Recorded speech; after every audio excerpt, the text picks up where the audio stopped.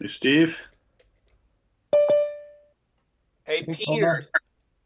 uh, thanks for this. Wow. My pleasure.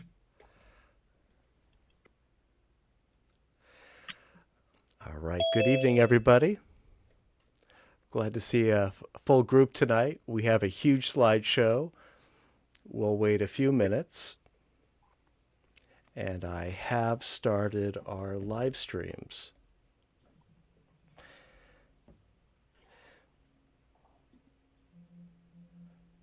All right. While we wait for the stragglers, there are a few announcements that I'd like to make.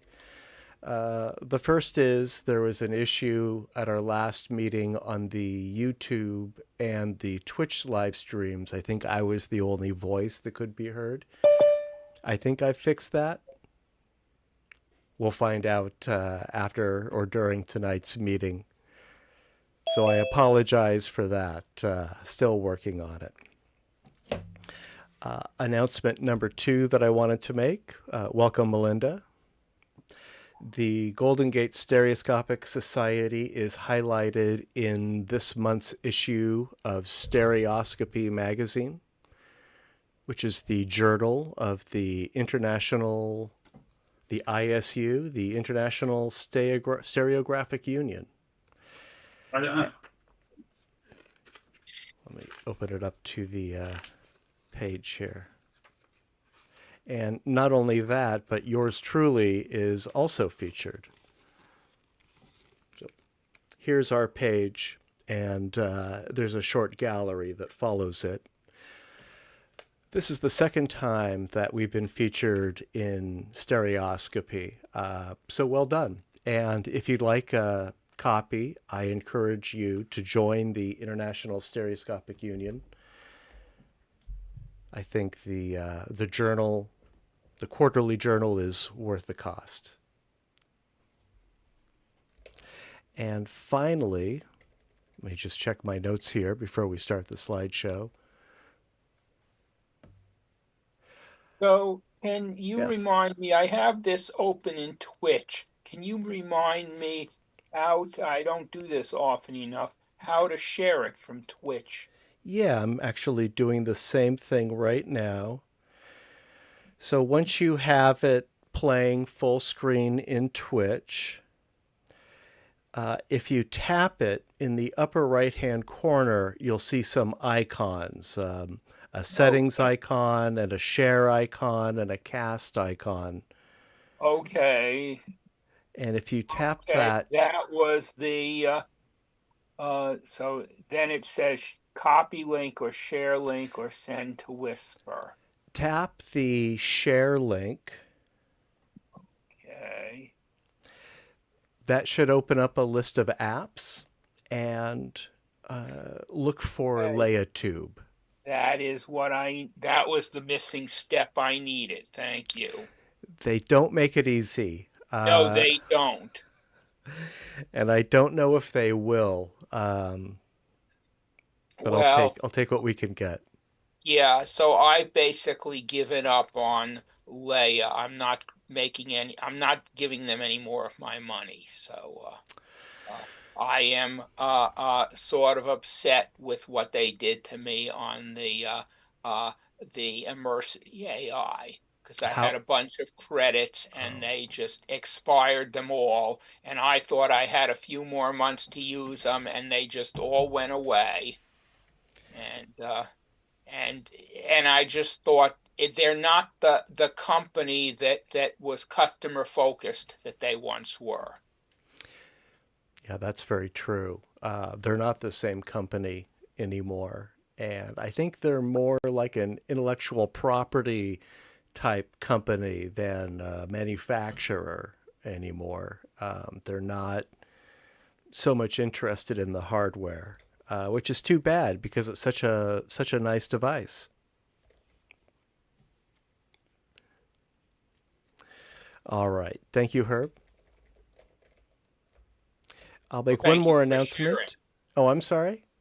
Thank you for sharing Of the course, how to do this. you got it. Oh, let me put the meeting links in the chat. That's the last thing I wanted to do.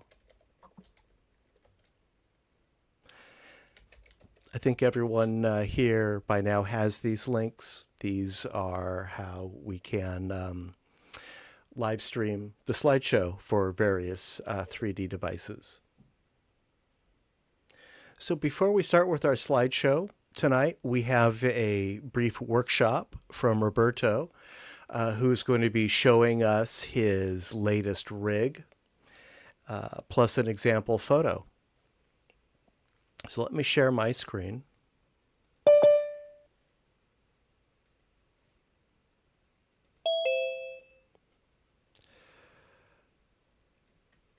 And that should be Bob. Welcome, Bob. There. I'm trying to get on Twitch. I didn't think I had it installed, so I just downloaded it. But we'll probably need a tutorial on that. That's fine. We actually just had a tutorial. Happy to do it again.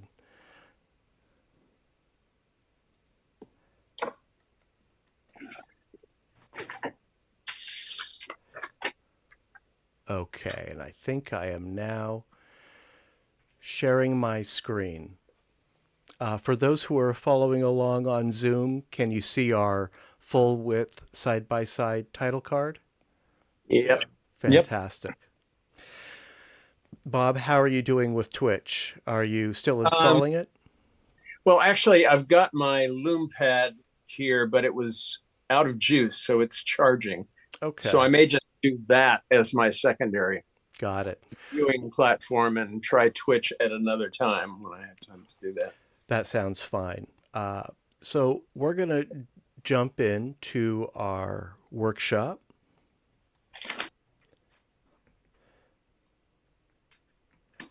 Let me advance our screen. And if I've got this set up correctly, we should be seeing Roberto's new stereo photography rig. If you're following along on Zoom, on rather Twitch or YouTube, there'll be a delay of 10 or 15 seconds or so. Roberto, if you can see it, go ahead and tell us about this setup. Sure. Thank you, Matt.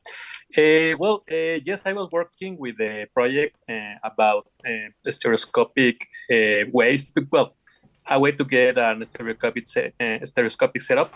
And I was working with the RXOs. I have bought 4 of these. But the problem with this is like the focal length of the camera is fixed to 24 millimeters. So sometimes it's difficult to get a better feel of depth because it's recommended. Well, I have read that around 74 millimeters, it's the right way to get a right stereoscopic feel. So I used to have, I am a big fan of rare cameras like the QX1. The setup that you are watching on the screen is the first one. Well, I don't know, I don't remember which one is which, but the first one I bought it about, I don't know, like 5 years, 6 years ago, and I was fortunate to found it on a right price because it used to be really expensive at the time. So I used to have it, and then about 2 weeks ago, I found a second one, and I remember that these cameras they have only the sensor. They don't have a screen that makes the body of the camera bigger, so the sensors can be closer to each other, so you don't have to worry about how far they should be to get the right stereoscopic effect. So I bought this second one, and this second one, it was also cheap, and it was almost brand new. The guy that sold it to me, he gave me everything, and some elements were already still wrapped on the original bag, and it was in a really good shape, so it was a bargain. He told me that he paid around $1,000, and he sold it to me for about 150 US dollars. So it was really cheap with the lens. It was really cheap. The best thing about this rig is that the lenses can be interchanged. This is an APS-C camera. So if I feel that I need an effect, like I have, I don't know, a motion blur, I can give it a longer exposure. The RXO only give me about 1/4 of a second, the lowest shutter speed. So it was like I cannot get like a motion blur like someone walking and only see like a ghost. I can do that. I cannot do that with the RXO. With this one, I can go all the way up to 30 seconds. So it's easier for me to get some effects. And also with the interchangeable lenses, I can get I don't remember the autofocus, the background. I don't remember right now the depth of name field. of depth of field, but the bokeh. The bokeh, yeah. Yeah.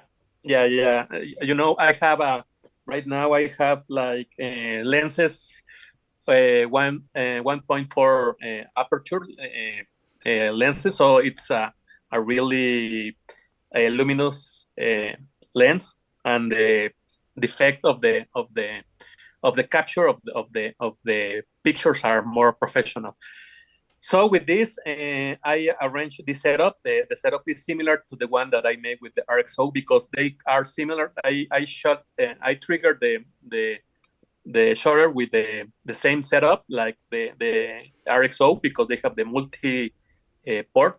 So I have this intervalometer, remote intervalometer, that can trigger up to, well, if I can synchronize the channel of as many as I want cameras, because I can fix the channel of the intervalometer, the receiver and the transmitter, so I can put infinite number of cameras all the way of the range of the trigger. So in this case, I have two. I split the shutter to two with a J cable, a mini plug that is the way that the intervalometer get out the signal.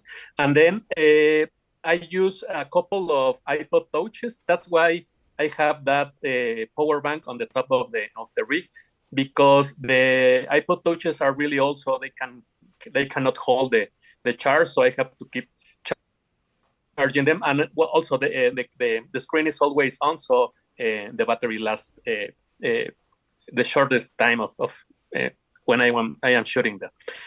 But mainly this is the rig that I built. The closest that I can get the lenses is about 7.5 centimeters, 75 millimeters. So it's closer to the real field of the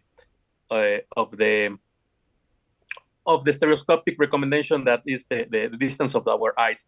In this case, I am using it with like about 9 centimeters, one from each other lenses. And the picture that I took, it was with this distance. And I believe that the effect of that I got it was really nice, and everything.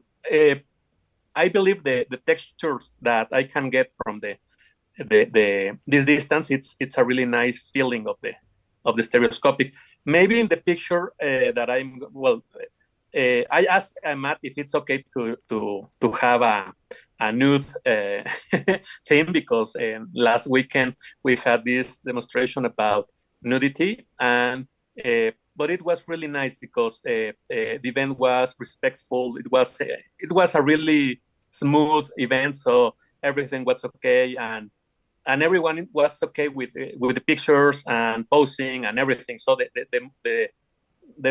it was a really nice event. So this picture, I took it with the rig that you saw before. This was the focal length. It was 24 millimeters, the same as the RXO, but with the APS-C sensor. So it can capture more light. So the dynamic range of the light, I can rescue more stuff from the shadows and from the highlights. So in the end, the balance of the picture is more like an HDR image.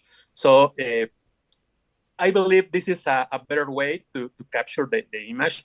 The richness, I believe the possibilities with this rig is it's better than the RXO, but there's a little problem with the camera. I don't know why. When I trigger the shutter, sometimes it's like a fraction of a second, one from another. I don't know if it's I have to update the firmware of something, but it's a little bit slower. So in some images, I get like if someone is moving really fast, it's like one maybe half a step away. So it makes a mess with the stereoscopic version. But I am working on that, trying to fix that. But so far, I believe that the results are really nice from this setup. Well, thank you, Roberto. I'm going to stop you right here so we can move on to the slideshow. But I do have questions, and I think there might be some other questions in this group.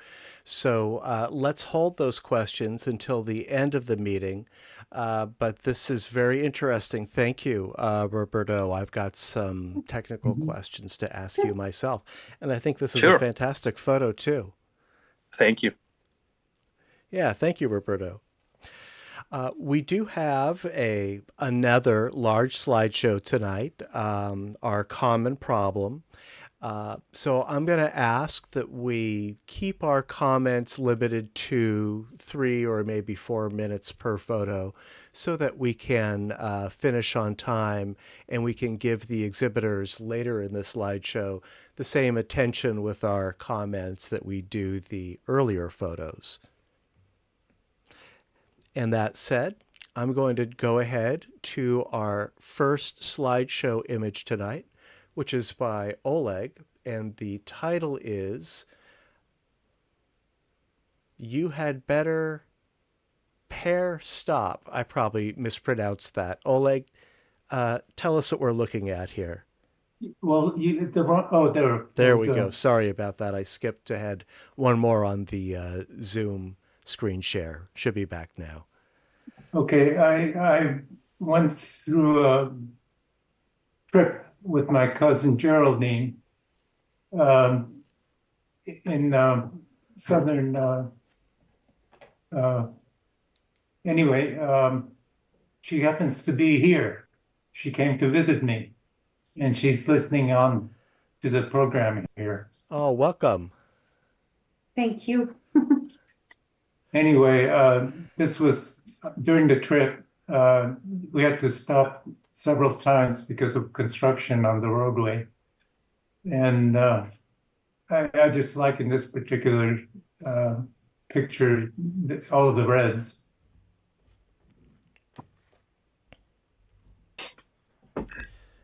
I like that nice clear vanishing point in the middle. Yeah, that was important.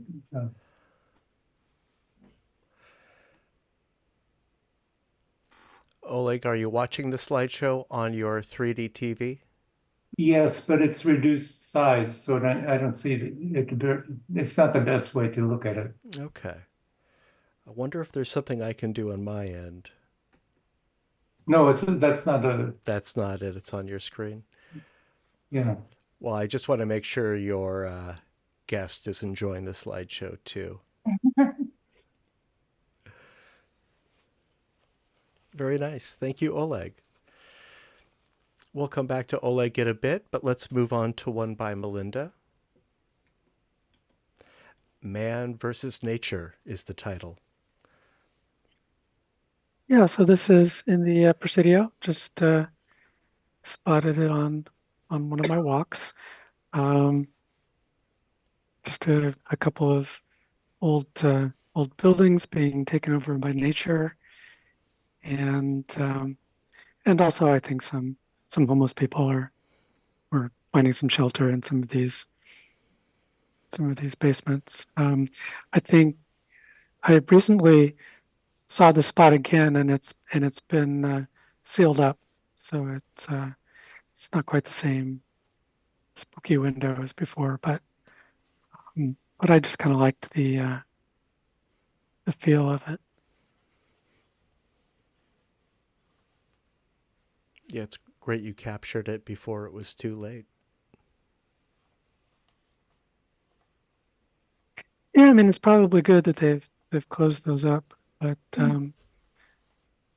yeah, it's not it's no longer spooky, for better or worse.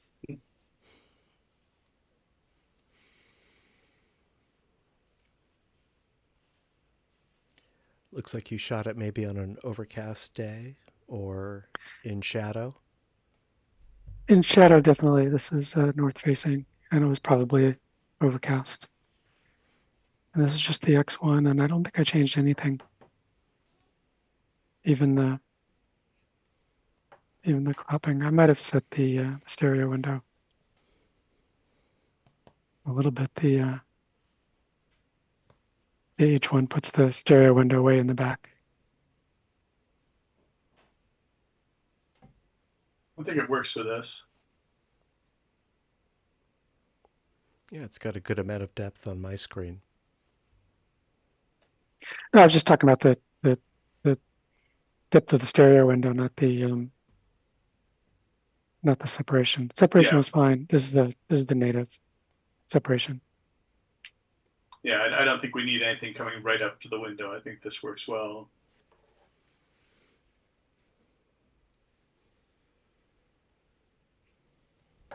Yeah, very nice. Thank you, Melinda. Thank you. I would like to welcome Phyllis, who patiently waited for this meeting to exhibit her first set of photos that she's sharing with the Golden Gate Stereoscopic Society. So let's all welcome Phyllis, and let's hear about Da Shang Man with Pipe. Phyllis, if I mispronounce that, let me know. But please tell us all about the stereo photo. All right. I had the good fortune of many years ago going to China to document the Three Gorges Dam that was being built.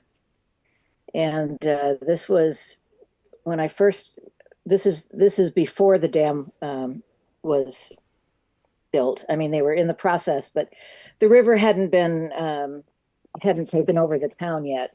This is the town of Chang, and they had never seen a white woman before. This was like being in the 1800s. The furniture was all handmade. It was very primitive. It was really quite amazing. The people were very good about letting me photograph. They were very curious about what I was doing. And are all the pictures together or not? They're randomized, so yours will be coming up not in a particular order throughout the slideshow. Okay. Well, this gentleman had a very long pipe, and this was his shop, and sold various things, including tobaccos and various other things. So, I assume that's tobacco in the pipe. as far as I know, I don't know what was in the pipe. I didn't ask. We did have a language barrier. It was a great shot. Probably too far away. Yeah, it's beautiful. So this is originated on film, I'm guessing? Yes, I actually shot all of these on my very favorite stereo camera, which was the RBT S1. I love that camera. So 35 millimeter, and it was my favorite camera. I took about 5 cameras with me, including a pair of Sony's. So, and a medium format camera too. Did you convert this to digital and then manipulate it? Because you have really excellent shadow. No, this is pretty much how it was. I did digitize it, but I didn't really have to do much to any of them. The S1 was a fabulous camera. I just thought it was amazing. Yes, it's great. It's a great picture. On all of these ended up in a slideshow that I presented to NSA and got a polling award for. Okay. And this location no longer exists. Is it underwater now? Is that It right? is underwater, and all the residents were moved to a new town full of white tile buildings, apartments. These people had never moved. They'd been for centuries, literally, they'd been next door neighbors because people didn't move. And all of a sudden they were displaced into this new area and it was random. Whoever first got the apartment got the apartment. So they were no longer necessarily near each other. So it was very unsettling for everybody. Yeah, only China can do that kind of thing.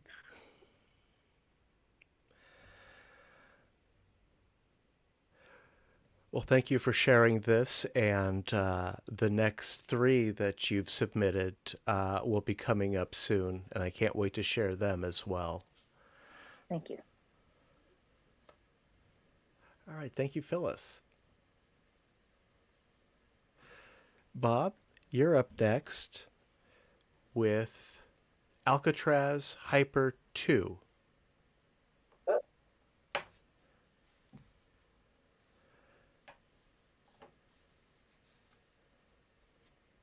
Yes, I like this. This was the opposite view of the one that I presented last time. You were in a helicopter when you captured this, is that right? Correct. Yeah. I was using a DSLR, just taking sequential photos. Did you manipulate the image after the fact at all? Did you? Just some filtering. And I may have cloned out a bird or two or whatever. It might have been an anomaly in the shot, but it's pretty straightforward. I submitted this because I have another related shot coming up that's Right.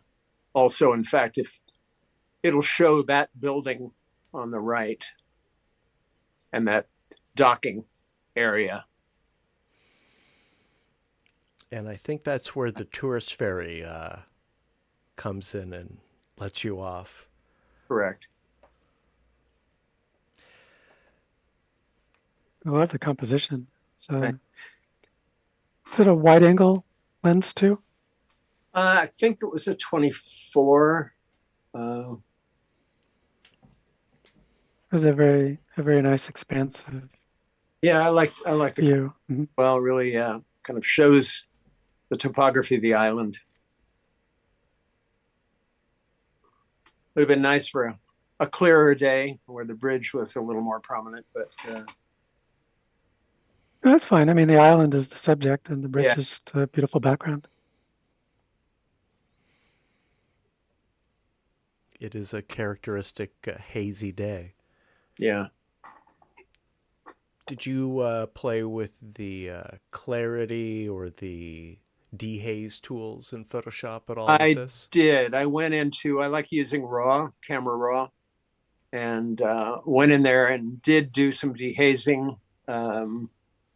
And I forget what else I did on this, but I may have run it through Topaz as well. Yeah, it looks great. Did you shoot this on film or was this a DSLR? This was, I believe it was digital, but I had a drive die on me, so I have a lot of things that I haven't been able to locate just now. So I'm fairly certain, given the number of shots that I took that day, that I wasn't changing film. So I'm pretty certain it was my Canon digital camera that I had. Well, Bob, I'm sorry to hear you lost a drive. Yeah, I'm waiting. When anything comes up that I can't find, I'm just assuming it's on that drive. And so far, I've been able to find copies. So at some point, I may have to drag it into Drive Savers and give them my firstborn to retrieve the information. So. Yeah, I'm sorry to hear that. Yeah. It's a constant risk. I know I have so many drives, and as they say, it's not a matter of if, only a question of when. So Yeah. Well, good luck with that. Keep us posted. I will do. Lovely, lovely Alcatraz image, and we will see a variation of this from Bob a little bit later tonight. Thanks, Bob. Sure. Steve, we have one by you coming up next. The title is Hungarian Parliament Building. Yeah, I've shown this particular one before, I think from a bus. This is from a boat. So it's a boat cha-cha. And I mean, I do think this is a beautiful structure. And the two couple of things to manipulate it. I mean, the cars are moving, so I cloned from the left to the right, and then there was a patch sort of like above the second car counting from the left. There's it's kind of a little triangular shape that was the brightest thing in the image. I guess the sunlight was hitting it like a concrete slab or something. So I just darkened it. I just put a layer in there and then darkened that. And that's it. I think that's all I did. Oh, I may have increased the saturation on the sky. I think I did. I probably would have tried shadow highlights just to bring out the dark windows and things. I might have done that too. I kind of do that almost automatically, just like run it through just to see what it does. But yeah, I don't know if I did it. Didn't think I was looking into the windows because they're kind of small, but I can give that a shot. I usually avoid it, but sometimes it's super helpful. I find it's best to use in moderation. Yeah. A little bit is good, more is bad. Thanks for the tip. It's nice you captured that bridge too. I don't recognize the bridge, but it's a nice feature for this composition. I actually have a close-up of that bridge. I don't know. I don't think I've submitted it here. It's nice that there's still stereo depth way back there. Yeah, that's the cool thing about cha-chas is you can get a lot of depth from stuff that's far away. Yeah, it is very hyper for me, but it's comfortable on my Lume pad.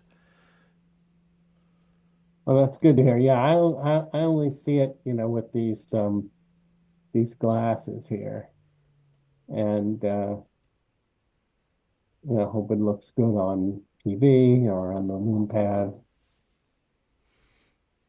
Can I ask Matt how you're viewing it on the Lume Pad? Which link did you use? So, do you have the I have the meetings link open, but it doesn't seem to give me much choice other than YouTube or Twitch for the auto stereo tablets. Yeah, what you'll want to use is Twitch.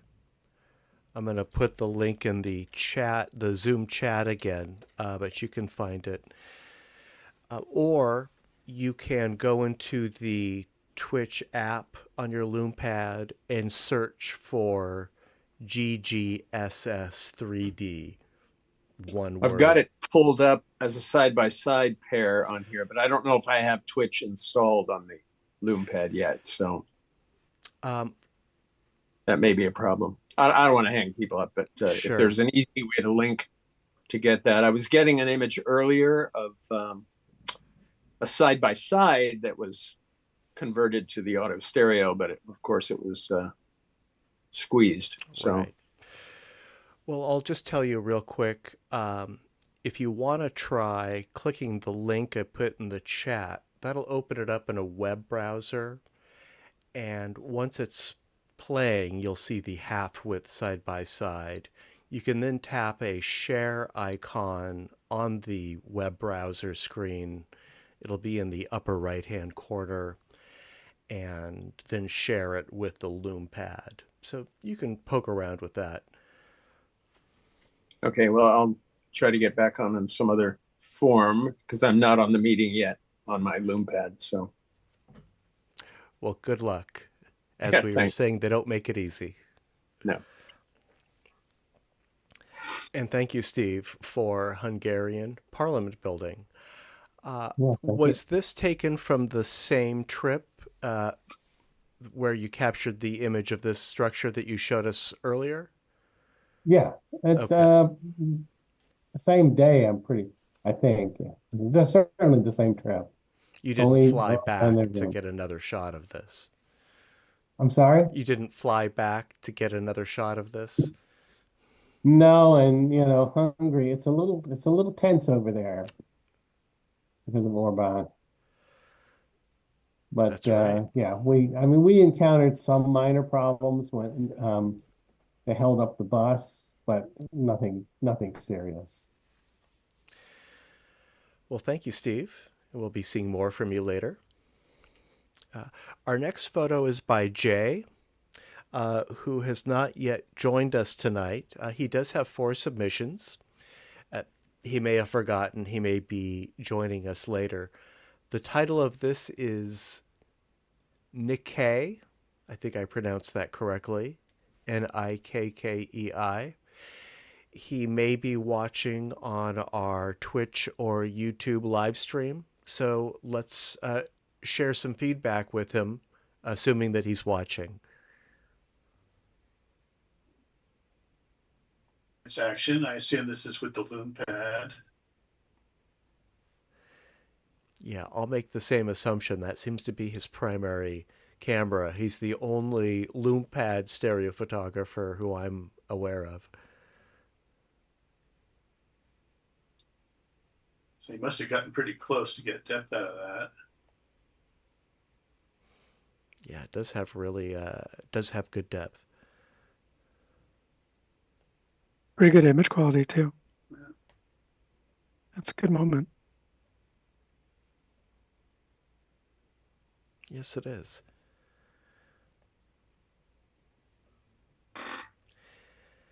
Yeah, he has a All the nice faces. amount of light in this enclosed space. I wonder if he manipulated the image with shadow highlights or if he just got lucky with the light.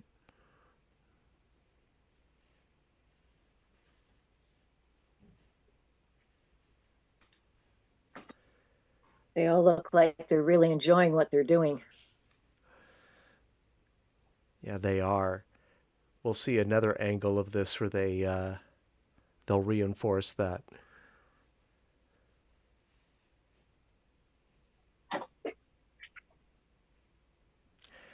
And I imagine that when this was viewed live, they all appeared to be in synchronization, but the camera doesn't lie. Well, thank you, Jay. We'll come back to you if you make it later. Otherwise, we'll see you next week. And we have 3 more. Oh, I'm sorry. I think 2 more by you coming up. Until then, let's move on to our next image, which is by me. And the title is John Deere, which is the name of the tractor. And I shot this at the West Coast Dream Machines show in Half Moon Bay last month. Maybe it was 6 or 8 weeks ago now. I showed a few other photos from that event at our last meeting. And I was happy with this one. I like the way the barrier creates a frame for the faces of the admirers of this tractor. The sky's a little dark. I could probably lighten it up. And that's all I have to say. Thank you. I like that internal border that it makes. Yeah, that's what I was. That's the first thing I noticed when I walked by this scene. And I was lucky that I had these admirers really intently scrutinizing the thing. What's the story with that piston? It's clearly not from this tractor. It's some very large engine. So weird. I like the way the yellow is distributed all around the picture. I was thinking about you all. Like, what would you do with this? Yeah, Would you I like wish accentuate it, or I wish I took the picture. Oh, thank you, Oleg. what would you do with it, Oleg? Show it to you. No, I mean, like, would you accentuate the yellow or turn everything Oh, else grayscale, or? No, I would. That's perfect. I'd like to. I would make the sky darker. Darker. Okay. Yeah. I was thinking of lightening it, but I'll try darkening it too.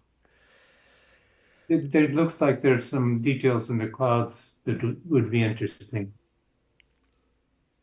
Yeah, I was gonna say the same thing about this. I think the sky would look more interesting if it was darker. I do like the sky. I definitely wouldn't lighten it. Okay. You could change the name of it to John Ear. Yeah, that's unfortunate. Well, thank you for the feedback. Yeah, I Yeah, will but try that's not your darkening. fault, Matt. That's John Deere. That's John Deere, I right? put that smokestack right there. Right I put it right in the way. All right, thank you, everyone. Let's move on to Oleg's second photo of tonight's slideshow, which is called Rusty Roofed Barn and View of Highway 37. Yeah, here I just like the colors. I used my new speed the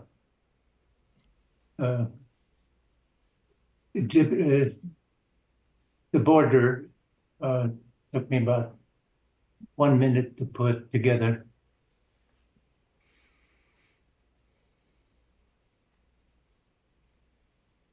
It's a very nice composition. When I was reaching for these viewers, I felt like I was reaching for my sunglasses because I mean it's really, really bright. I would darken it. I would darken it a couple of stops. It's really, really bright. Yeah, I have to agree.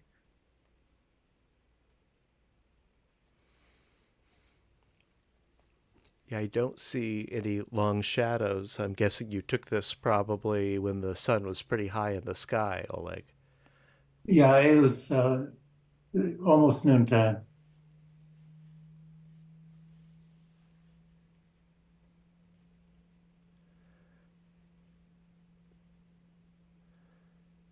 Yes, very nice colors and a great composition. Certainly pastoral.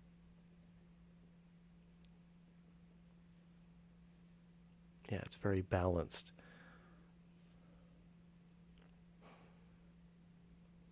Looks like it was a hazy day. You don't have too much contrast in those shadows. Did you manipulate them much?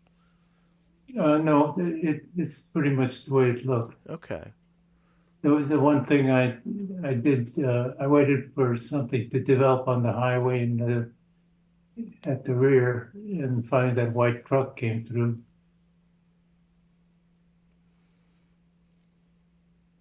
What's the highway? Highway 37, I think it is. 37 is is in the title, yeah. Oh, yes, so it is. North Bay.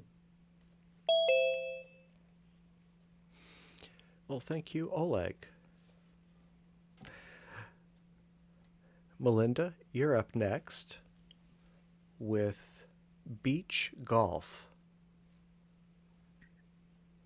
Yeah, I just I took a walk one day a while ago on Ocean Beach, and there was all kinds of stuff going on. It was freezing, but people were out and they were having barbecues and playing different kinds of sports. And there was this large group of young adults with dozens and dozens of shovels, and they were creating like a golf course in the sand. They dug out like 3 feet deep everywhere, these long tracks, and I don't know what they were doing, but they were very intent, and then they were playing a bunch of golf in this crazy golf course. Great So, legs. yeah, it's all legs. That's the framing. And then Did you take several pictures, or is this the one? I took 2. Yeah, there's one other that you might see eventually. I like this one the best. But yeah, it was yeah, a camera with a wider base would have done a better job showing some of the stuff that they were getting up to. It was this one, you can see I got in pretty close with the hydrogen one, and I got real lucky with the shot too, because he was sort of sizing up the ball for a long time, and I thought I was late on the exposure, but it looks like I got the ball in flight with the sand being thrown, and I guess the idea is they're aiming for the traffic cone in the back. I'm not really sure. Like I say, it was like a very whole complicated affair, and they all seemed to know what they were doing, but I had sort of no clue. Yeah, it is an action shot. You've got the sand flying. Obviously, they're not going to make too great a swing, but I think you timed it just perfectly. Yeah, I think I got very lucky there. I thought I'd missed it. I think there's a lot of humor in this one also. It's a great perspective, just looking through their legs and then having the one person crouching down in the back. That's where my eye lands. Yeah, I like to think that they're the referee or something, and this is the end of the competition, or I don't know. I probably should have asked, but it didn't really matter. It was just it's just so surprising, all the equipment they brought out to do the digging, and they had these tamping devices, and it was certainly very well planned, whatever it was. I guess it's a thing. All right. Thank you, Melinda. Phyllis, thanks for waiting. Your next photo is coming up. The title is Lunchtime. These were 2 children that obviously were stopping for lunch midday inside, I believe, their home. And I was just walking down the street and saw them and thought they were really charming. I also shot this in medium format, black and white. And this one and another image were purchased by the Museum of Fine Arts Houston for their permanent collection. They found me at Photo Fest when I was showing images there. Congratulations. But these were, the kids were, well, everybody was just very curious about me too. So not only did I have a strange camera, but I was a white woman and they hadn't seen one before. It was a very isolated village. All of these were right along the Yangtze River. Love the colors. Was that a question? No, I was just saying I love the colors as well. Oh. Gorgeous composition, really nice. They had very colorful outfits. Looks like you have Phil Flash on this. I don't think so. No, not with the S1. No, See the shadows directly behind the kids. I'm wondering where the light's coming from. Yes, it was and the pretty reflection of sunny. the bowl. It was pretty sunny. Yeah, the illumination is lovely. Being Yeah. able to look through the doorway into the background, through the darkness, but not the blackness. I can still see all the detail behind the children. It's remarkable. I like that the chopsticks are nearly parallel. It's a good movement. Yeah. The children were really just adorable. And your the shirt you're wearing matches their pants.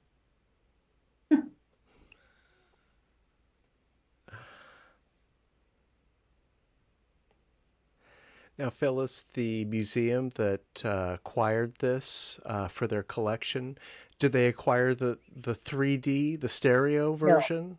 No, Just the they medium took the format. medium format. I Yeah. understand. I was going to I don't ask. believe they didn't even see these. I didn't show these at PhotoFest. I only showed the medium format and the collage images that I did. And all of it was black and white that I showed. I I don't know if my comment was made sense, but I'm seeing the stereo pair and your shirt on the same screen. You're seeing my shirt? No, Phyllis, You're seeing my shirt?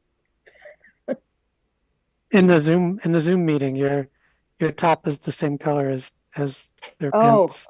You got that. Oh, is. I Yes, see. picture set Got up there, it. so it's It's like it was planned. Well, thank you, Phyllis. Didn't even And think about it. oh, say that again. I'm sorry. I didn't even think about it. Okay. Well, thank you, Phyllis, for sharing. And, there's just wonderful stories behind these as well as great stereo compositions. Oh, there's so many stories. Incredible. All right, Bob, let's enjoy one by you next. And coming up is Elaine's, let me look at the title here, Elaine's Perspective. That is awesome. it's a cousin.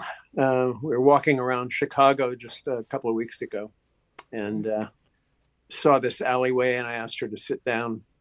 Took a quick cha-cha with the iPhone, and had to do some hair cloning and touch up because the wind was blowing, as it tends to do in Chicago. But she was a very good model, and I just love the perspective here.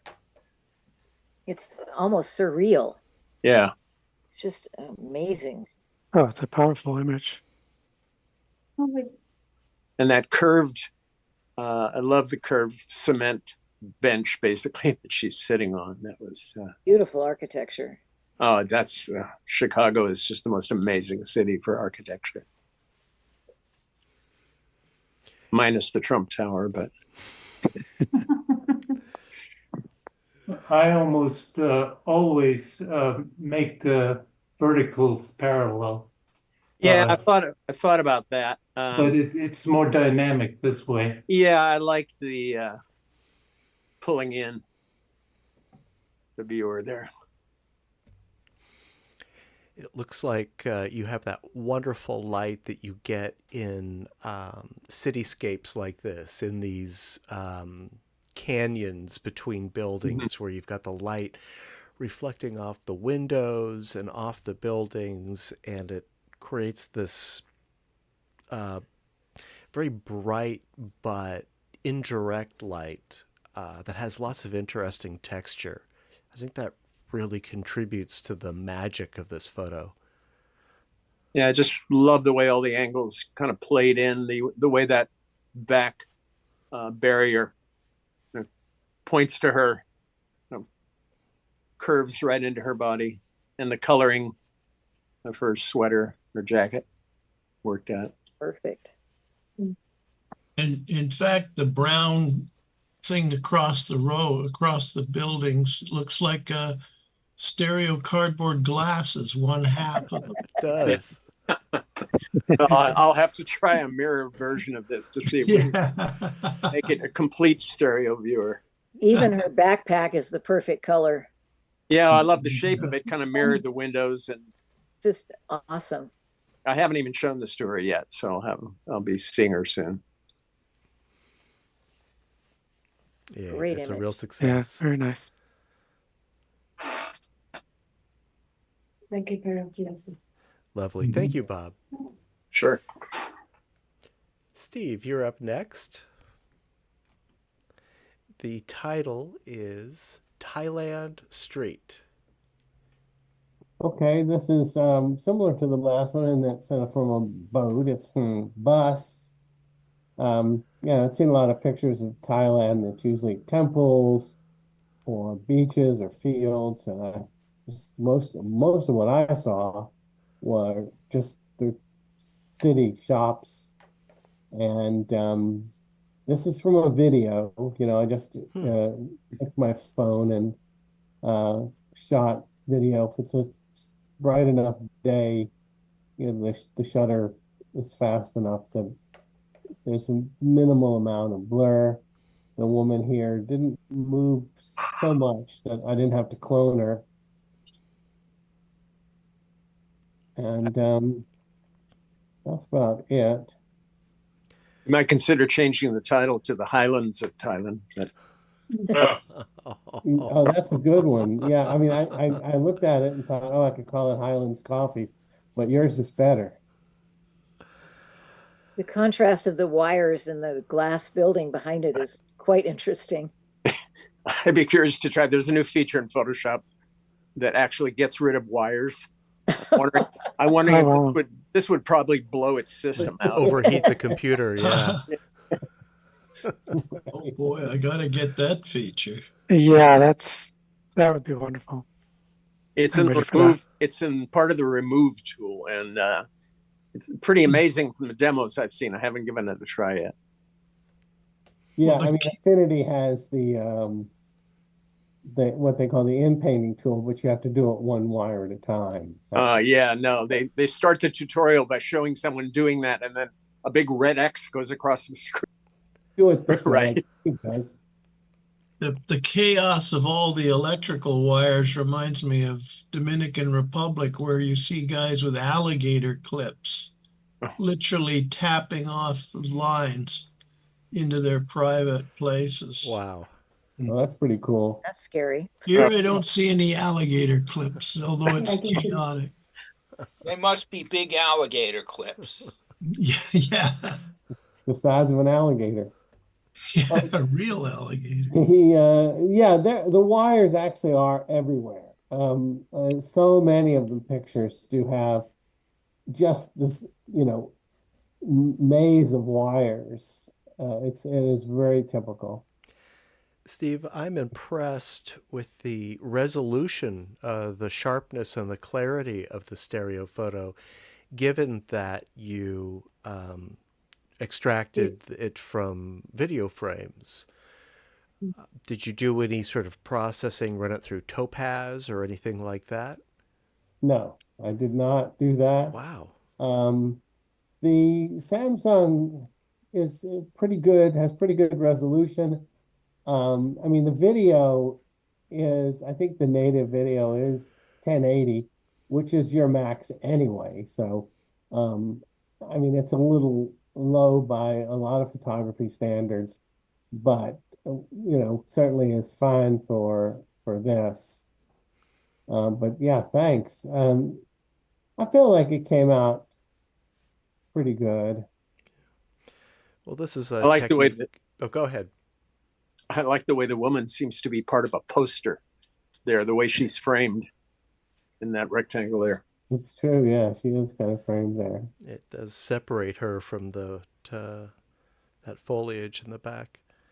Yeah.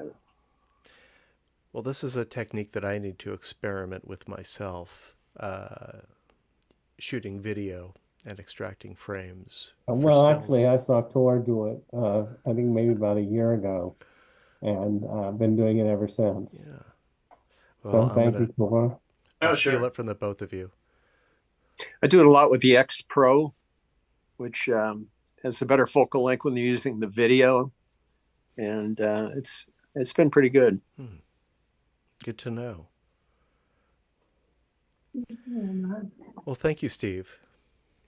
Thanks, everybody. All right, our next one is by Jay. Don't know if Jay will be joining us tonight. We're halfway through the meeting and halfway through the slideshow, so we're making good time. The title of this stereo photo is IKEA. I thought it was a nightclub or something, but I guess it's a furniture store. Thought it was that mirror exhibit that we've seen. For some of us, yeah. We can see Jay there with his Lume Pads, so we know what camera he used to capture this. Oh, yeah. Super interesting. Seems to have plenty of depth and nice color, nice illumination.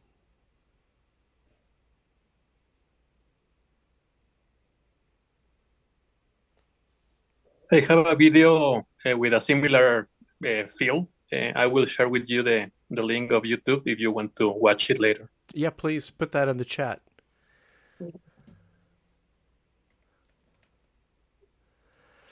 All right, Jay, we'll see you. We'll see you later tonight or maybe next week. This next photo is by me. This will be the last photo that I took at this year's West Coast Dream Machine show that I'll be showing. I took a lot of photos. I always photograph this event. I love these antique machines. They didn't hold it in 2024, but it did return in 2025. I don't know if this is necessarily better as a stereo photo. What I like about it is it does sort of show the action, and it did capture the falling corn kernels. The title is Corn Sheller, which is the machine, the hand-cranked machine that I photographed here. And if your screen is large enough, you can see there's also some sort of dust flying around, coming out with those corn kernels. So yeah, I thought it was a fair action shot. I wish it wasn't so busy in the background. Have you thought about cropping that car on the right out just a little bit off the right? I probably could. Yeah, I could probably crop a little bit from the left and the right. Make it I don't know. more I of like a- seeing the machinery in the back, but I don't know if you need that second car there. Yeah, I agree. It's a pretty corny shot anyway. Ouch. It's a good thing you're out of the country, Peter. My jokes are coming to Minneapolis. Look out. We're going to put a tariff on them. You know that. Should have said, "Oh shucks." Yeah, Uh-oh. that would probably be a better title for this photo. Corn Sheller tells us what it is, but it doesn't tell us how to feel about it. Budweiser bucket. Say that again, Phyllis? There's a Budweiser bucket in it. There Yes. is, yes. And I kept that in. I guess that's for when the other bucket fills up. Yeah, well, the sadder Budweiser could be another time. Does beer come in buckets in that place there? Why would it have a bucket with a beer name on there? Yeah, I don't know what the What Ice vintage of bucket that for bucket is. bottles. Yeah, it could be. They'll put their logo on anything. Yeah. It was the old time to I put didn't it see like anyone drinking out of that bucket, so I don't think it had beer in it. Well, Maybe it's good some that corn you, whiskey. it's good that you shot this without that he wasn't using the Budweiser bucket because the black bucket really shows off the floating kernels. That's fortunate for this. That's a That's the most interesting part of this picture. thank Yes. you. Yeah, I agree. That's really the reason that I'm showing it is just I was so happy with capturing those corn kernels suspended in motion. Yeah, the black bucket really makes it work. It's yellow. Yeah, you're right. They'd be invisible. They'd be obscured if that bucket was the light Budweiser bucket. What's the distance between your cameras, Matt, So here? this is my Sony RXOs, and they were, I would, 70 millimeters, I would say. They were fairly close. Okay, And okay. I was Thank fairly you. close to this also.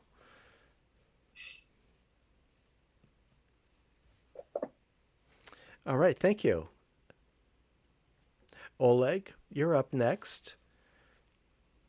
The title is Lazy Fisherman Awaits a Bite. Lazy Fisherman Awaits a Bite. Looks like he's waiting for high tide.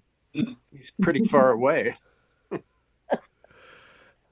I'm wondering if it's being displayed too bright again. It's a matter of taste. I mean, I would like to see more dynamic range myself. I should make them a little darker. It's whatever you like. I might bump up the contrast just a bit, 3 or 5%, something like that.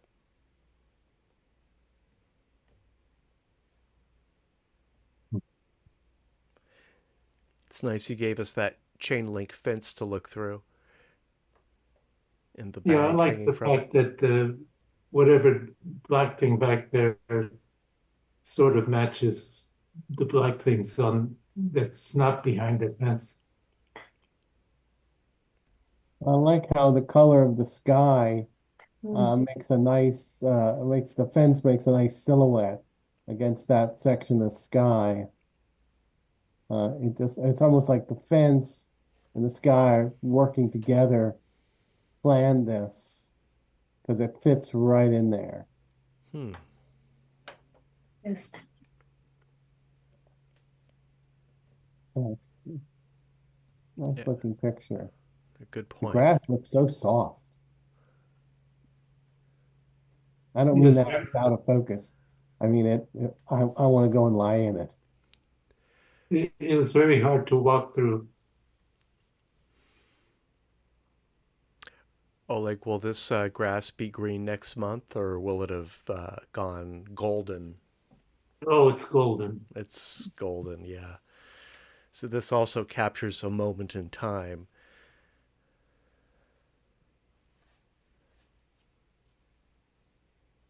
Yeah, I'm sure this photo is much more effective with this lush foliage than it would be now with the dried out landscape.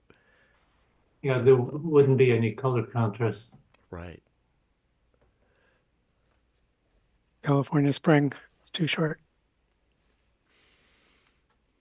Indeed, the wildflowers are dying back. The hills are turning brown. Spring is over. We still have 18 days until summer. Something like that. 19 of Julio. Yes. Well, thank you, Oleg. Very beautiful. Melinda has, I think, our first of 2 protest stereo photos for tonight's slideshow. This one is titled Protest Bubbles. And take it away, Melinda. Yeah, I don't think I have another protest. I think that's somebody else. Somebody else's, yeah. This is definitely the season for it, though. And before I forget, if if anybody is interested in taking some record shots of the current protests, the June 14th is the big nationwide protest. So all major cities will have a big protest. That's a good day to get out and see what you can do. This was one of the weekly protests in my neighborhood at the Tesla dealership. From this point of view, it's just across the road, and it's the Tesla takedown. Now that Musk is officially out of the government, I don't know if they're going to move this or change this, but people seem to be pretty happy to keep coming out to this. It's actually a nice event, nice bunch of people. I particularly liked the person with the bubbles. It's such an odd contrast between the anger behind the event and the beautiful bubbles. So just like, Nice framing. oh, thanks. Yeah, little by little, I kept zooming in until I found. I was trying to keep her sign in the picture for a long time, but it wasn't that interesting of a sign, and signs alone are not that terribly interesting anyway. Some of them are pretty funny, but The federal workers. Yeah. Sorry, Oh, what yeah, about- Much better in 3D than 2D. Mm.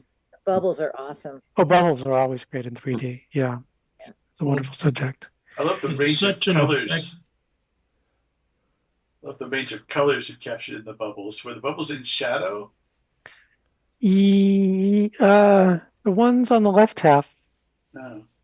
like the one directly over the man's head, Mm. it looks like that's in light, and then everything to the left of it is in the shadow. Yeah. It's such an effective technique. You might consider just bringing a bubble machine all over the place. Everywhere. It's picture gone every- through my head. Yeah, Um, very Yeah. clever. I also actually have one of those giant bubble making things, but can't do that while taking photos. But these little bubble machines certainly. Bubbles are always effective in 3D. One of my favorite subjects. Yep. I'm always Yeah, drawn to that's them always when fun. I see them at a festival or a protest or whatever. I can't help but try to Especially photograph them. backlit with sunshine, really Yeah. gets effective. And your timing is so lucky that you don't have any bubbles obscuring the face. They sort of frame the face of that protester in the middle of your composition, but we can read the expression clearly. Yeah, that's true. Well, I mean, there's one small one over his cheek. Just a But, little one. but yeah, you're right. That was just a happy accident. He doesn't look very happy though. No. Would you consider cropping it on the right, maybe losing the protester on the right-hand side, holding up the sign whose back is turned towards us? Yeah, maybe just crop into just the one man or something, or Yeah. just chop off that, like the 1/3 of the right I would side. keep the person who's in the background in front of the car, but maybe lose that the protester whose back we see. Uh-huh. Might be worth trying. I also I I like that. kind of like the way it balances the rest of the picture. I'd leave it the way it is. Leave it the I way would it too. is. If anything, I just take a little bit off the right. But the bubbles are really great right there where he is. Yeah, I'm in agreement with that. It's a nice balance, and there's the most amount of bubbles in front of the guy we see his back. If anything, I would take a tiny bit off the left and a tiny bit off the right. but not take any of the people. Yeah, okay. There's a lot of ways to do it. Like I say, I did crop in little by little until I was happy, but there are probably a lot of other good compositions here too. Yeah, I think it's really effective as it is. Thank you.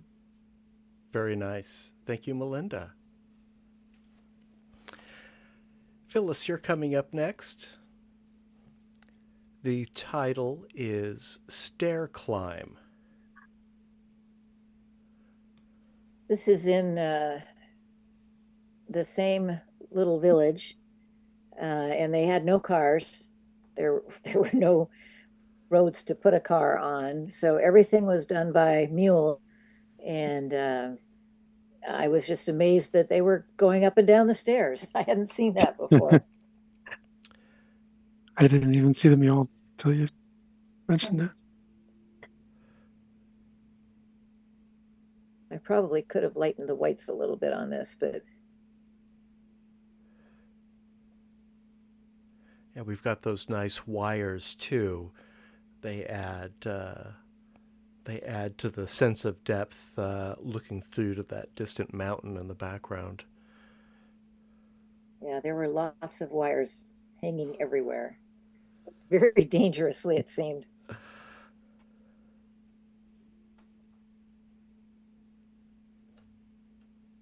Very worn stairs. I heard later on that people went in and purchased the stone stairs before the river flooded everything, and were selling them. Architects were buying them and using them in buildings. Huh. They were very worn. You could see where people had been going up them for hundreds of years.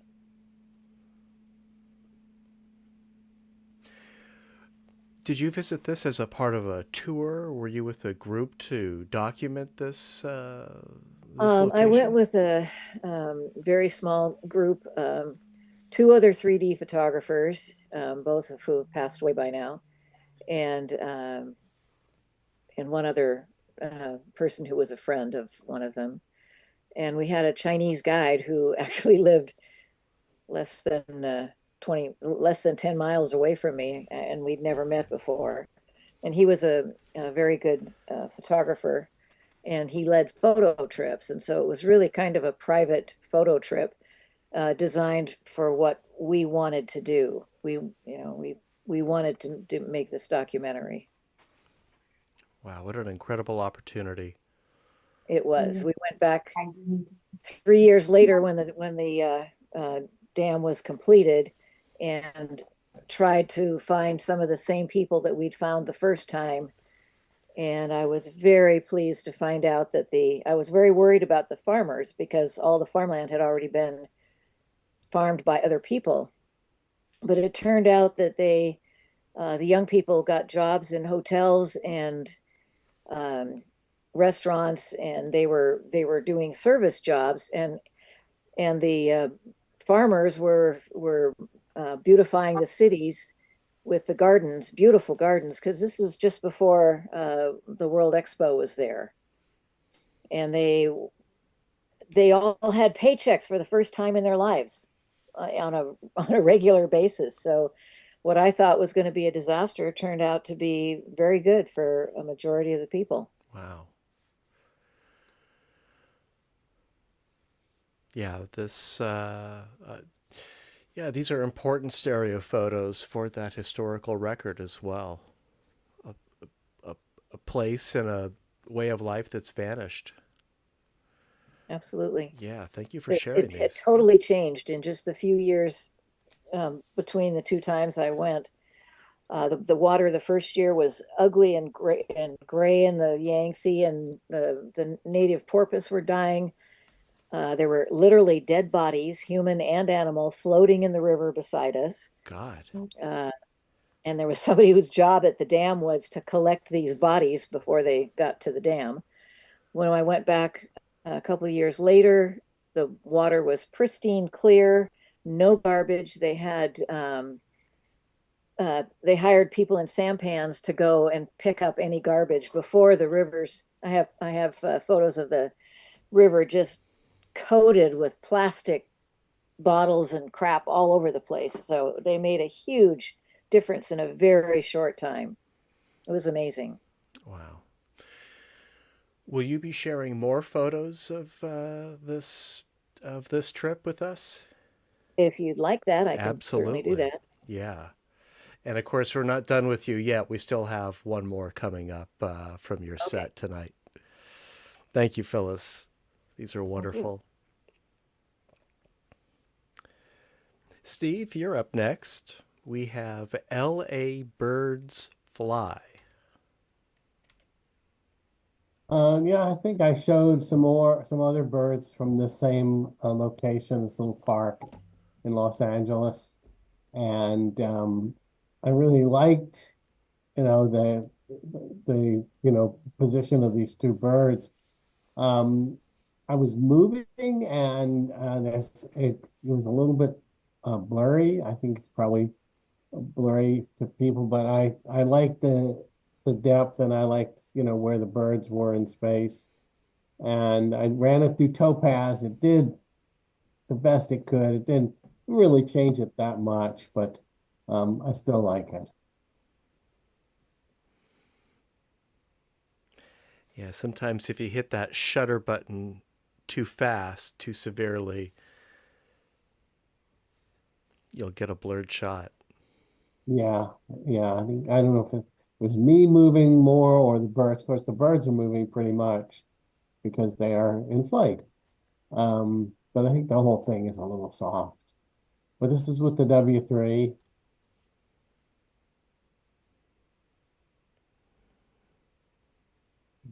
Yeah. Yeah, and you have shown us these birds before, right? Yeah, I feel like I've seen them. And I think maybe I had a picture of some ducks in the lake.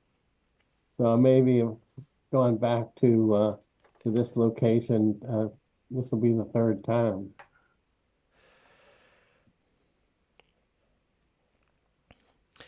This is in LA. Is this an area you regularly visit? I've never been here before. Oh. This is my daughter took me there, and it's a little out of the way. I wish I could remember where exactly it was because we visited a bunch of different places. Echo Park. I think it was farther west than Echo Park. Well, you It got a might have been, mileage. in the valley. I don't know. I don't remember now. But if people are interested, I will ask my daughter and find out where this was. Sure. Yeah. Well, you definitely got a lot of mileage out of this location.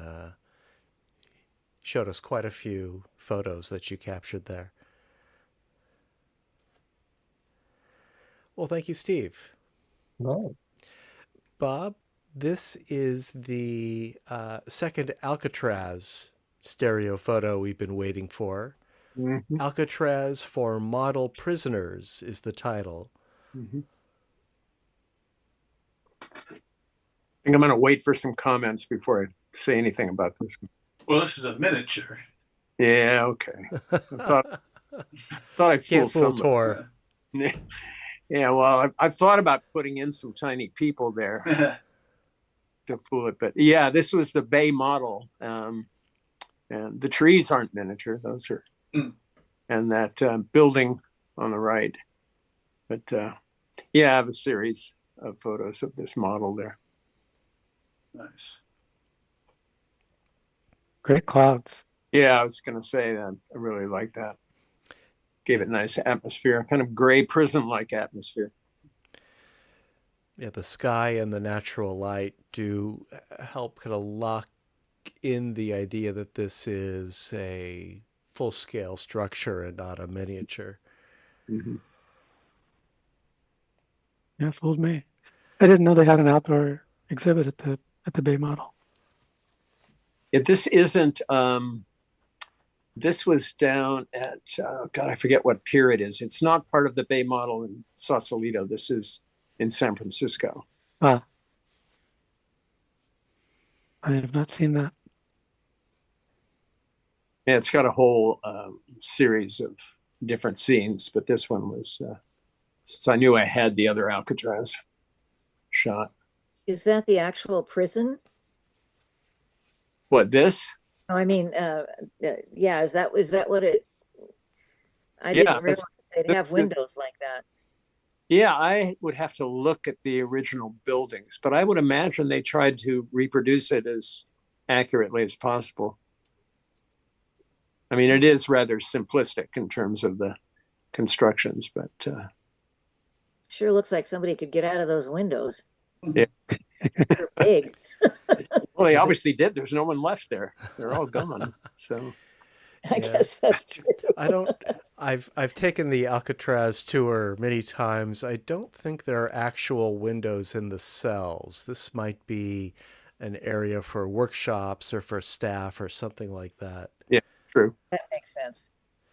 They say it takes 30 minutes to get over and 30 years to get back. Yeah, those cells do not look comfortable. It's so realistic. I mean, even the water looks. Yeah, they did a great job. Any idea what your stereo base on this one is, Bob? I don't. This was a series. I took several cha-chas here, but yeah, I could probably enter this in the hypo. In our hypo, sure. Yeah. Did you add the clouds to it? No. This is straight. Wow.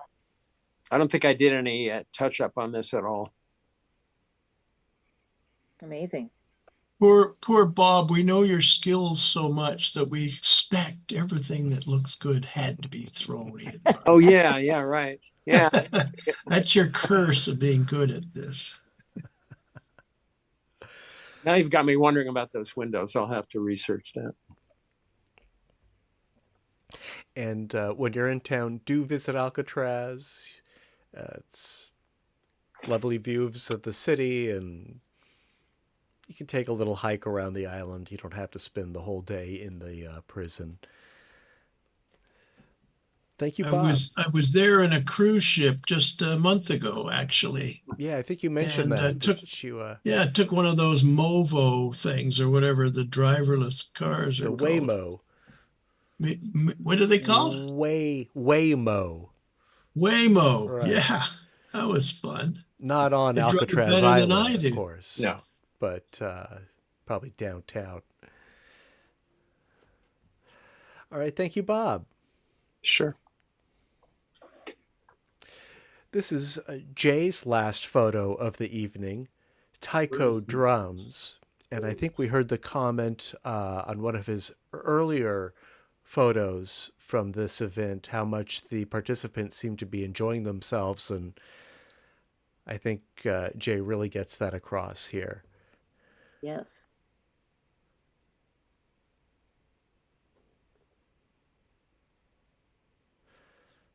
Yeah, a lot of energy, a lot of action in this one.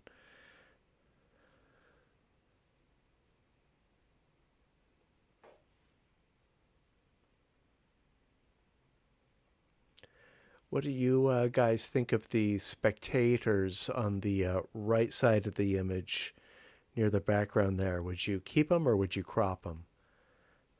I'm just thinking about that. I'd probably crop them just to see how it looked. It might make it a little more dynamic just to focus more on the performers.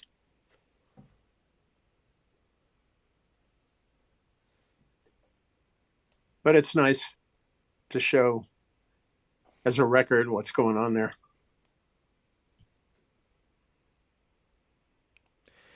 Plus, I know Oleg would like the colors of their clothing. Yeah, it is very colorful. I'd like to hear the music that goes along with that. Hey, it's possible Jay shot some 3D video of this. I'm pretty sure the Lume Pad shoots 3D video.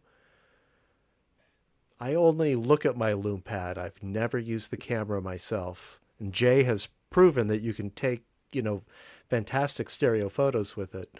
I just don't carry it around with me. I guess I should get in the habit. Well, actually, I agree because the problem is like holding a camera seems so much more natural for taking photos or videos than holding a tablet. It just doesn't seem, Yeah. it doesn't have the form factor of a camera. I think it's harder to hold still too. Certainly in the wind it is. Hmm. Yeah, that's a good point. And the Lume Pad itself is a very heavy tablet. It's got a lot of glass in it. Need to get a harness and a rig that you just wear your body, specifically designed. All right. Well, thank you, Jay. I'm sure you're watching this either Liv? now or after the fact. My shoes. All right. This next photo is by me. The title is, what did I call this? Appraising a Necklace. I'm very happy with this one. I took this on Saturday at the Union Street Festival in San Francisco. And this was really kind of a walk by. I was just walking by this booth and happened to notice this scene happening. I was attracted to the mirror, and I just lifted up my cameras and shot it while I was moving and looked at it later that day.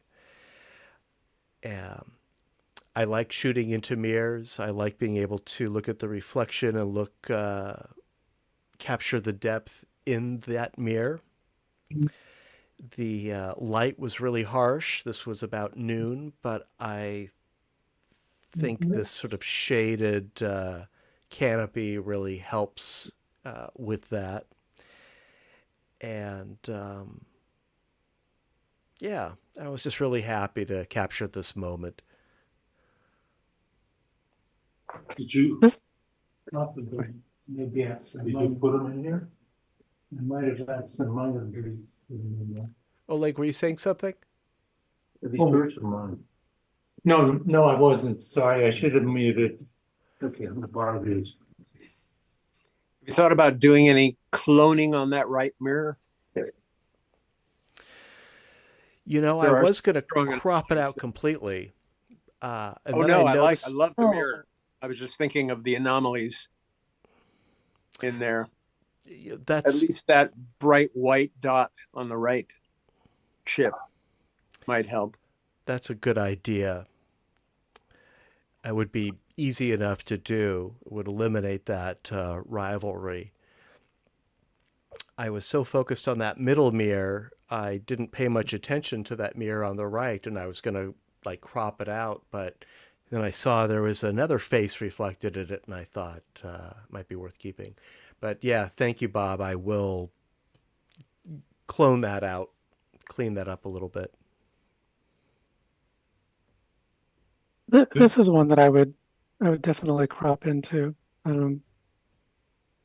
just to I keep just the heads of the two women on the right and crop down to their waist or so, and then you have a nice composition that's all between the three faces, the three people and the reflection that was catching your eye in the first place.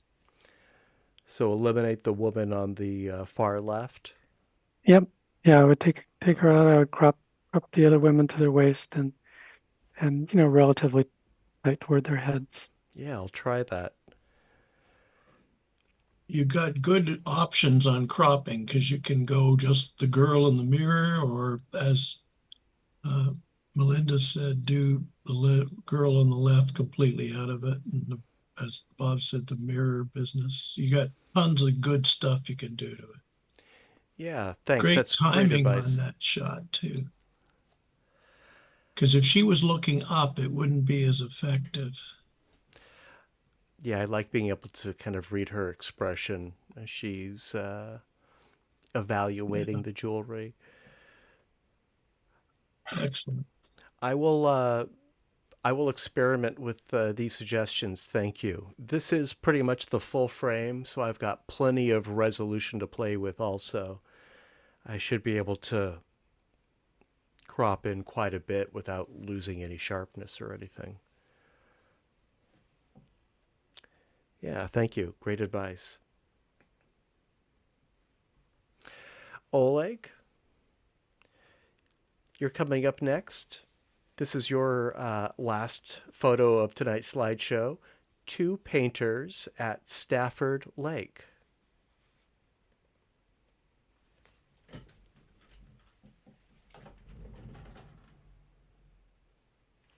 Oleg, are you muted? I think you're still muted. I just asked you to unmute.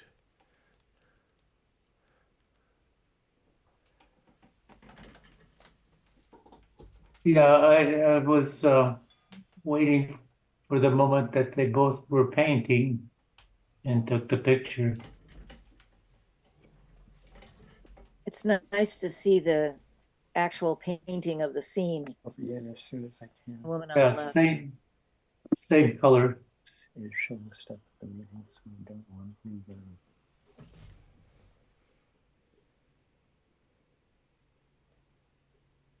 I Again, like the sort of, I wonder whether it's too bright. It looks too bright here. this is not as bright as the others. You could you could increase the contrast, but this one I think is fine. I like the sort of natural ceiling that you have from these branches that are hanging in. It's a very nice composition. I like the colors too. It's very painterly. Mm-hmm. And we can imagine what they're painting. Mm-hmm.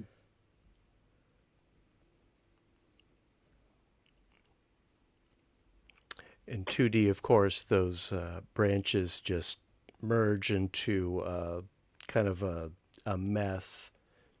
In stereo, we get them well defined, and it's nice that there are no leaves on them. Being able to sort of look through, see that background, and see each individual branch.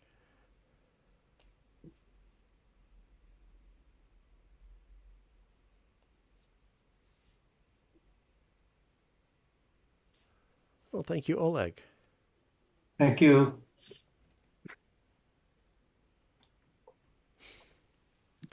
Phyllis, this is your 4th stereo photo of the evening. This is Stairway to Yangtze. There were, because of the river changing elevation so much, there were a lot of stairs. This was going up to a kind of a pagoda where they would worship. And I just liked the combination of all the angles and the roof with the river in the background. You can't really see too much of that, but there's a boat. There's some boats in there. Then all the dappled light just filtering through. That's gorgeous.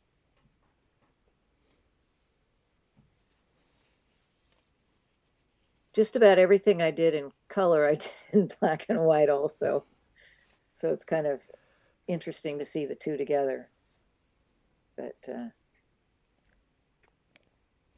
Was it I just kind a of like the matter of color. luck to get no people on the stairs at the time you took the picture? No, well, I kind of worked at it. I kind of did some waiting until people were out of the way, but this particular spot wasn't as busy as some of them. Some of them, it would have been absolutely impossible. There were people everywhere, but this place seemed to be a little quieter than most, and there weren't a lot of, I didn't have to do a lot of waiting. There were a couple people that came up and one that kept standing in the corner that I didn't really want them to be in. And finally they left, but Well, when I was at Yellowstone Park, somebody showed me a trick about how to clear off platforms of people and so on. You put your camera on a tripod and just every few seconds take another still picture. over and over again, and eventually all the people will move and you can clone them all out in layers so that they're all gone. Sounds like a lot of work. Oh, it works pretty well because you're on a tripod, so you don't have to play, and you just layer them all. So they're all still, as long as the light doesn't change. And Photoshop will do that process for you automatically. In other words, exactly that. You take a lot of photos and then you just basically give them all to Photoshop, and Photoshop can see the difference between the photos and automatically remove the people. Wow. And just search online. It's I don't remember exactly what the menu option is, but it's well documented. It's been in Photoshop for years. Oh, thank you, Herb. I can skip that tripod idea now. They're taking all the fun of it. You still need the tripod. You want it to be still, but basically you give it a bunch of photos taken on a tripod, and Photoshop just does what you would have done manually. Oh, I see. Okay. Speeds it up. Yes. Automates it. I mean, a tripod is always going to be helpful, but if you remember, for those of you that saw my Affinity demo, I started with 2 pictures, and they were taken from a car, so they weren't at the same in the same spot. And Affinity actually studied it, aligned it up, and Photoshop does that probably even better. And so you can take them handheld as long as it's not blurry or anything. And it's from pretty close to the same angle. Obviously, if you have on a tripod, you make less work for your processor, and it's going to be a cleaner job. But if you don't have a tripod, it'll still work. Good to know. And of course, Phyllis was shooting film here, so she wasn't taking dozens of photos of the same scene, I'm sure.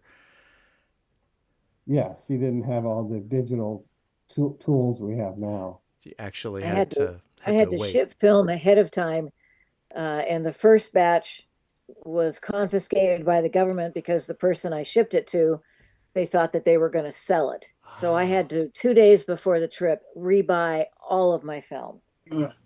$100 worth of film. Wow. Oh my goodness. Yeah, and then I had to worry about it getting through the x-ray. Oh boy.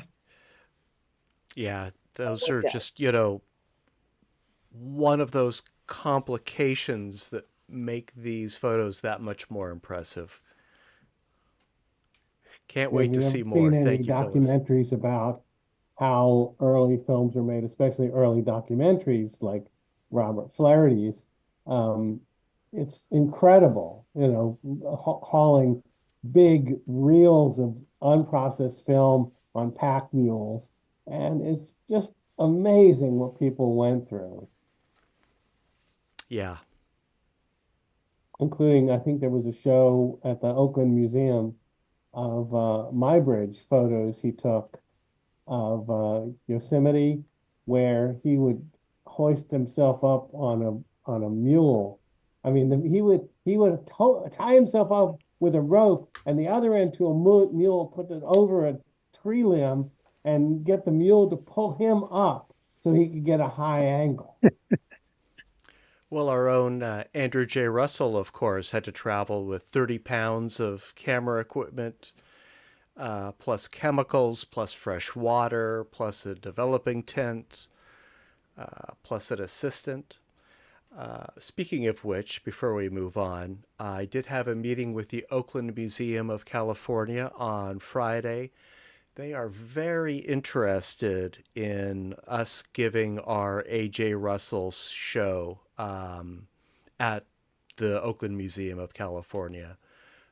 Details will be forthcoming, but it's a very exciting opportunity. Congratulations. Yeah, well, congratulations to the group. But that said, let's move forward. No, before you go. Yes. tree on the left side has three bright lights that keep the composition is fantastic, but my eye keeps seeing that on the left chip, the tree has some on the right side of the tree trunk there. There's little bright lights that are not present on the right side. Just a little gap between those two trees. Yeah. Sunlight. Yeah. With my viewer, it looks fine. It doesn't, it's not a rivalry for me. Oh, Is it on the TV or? I'm Well, looking at the looks TV. good for me too. As you say, no retinal rivalry. Everything's in the right depth and all that. Yeah, it's working for me. I mean, I agree with Oleg on this one at least. I mean, there's probably a number of things like that, but I would probably just paint that out. But it's pretty minor. Or you could just darken it a little bit.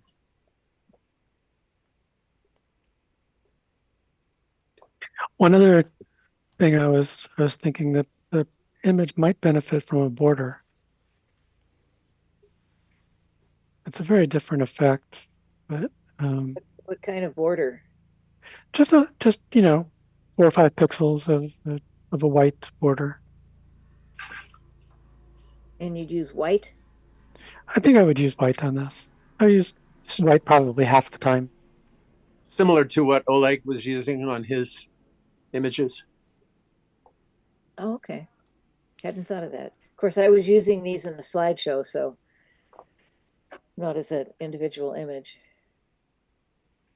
I kind of feel like since she shot film, the closer she gets to the actual filming of it, the better. Especially if it's not, I mean, like a couple of people were getting rivalry, and I understand trying to avoid that.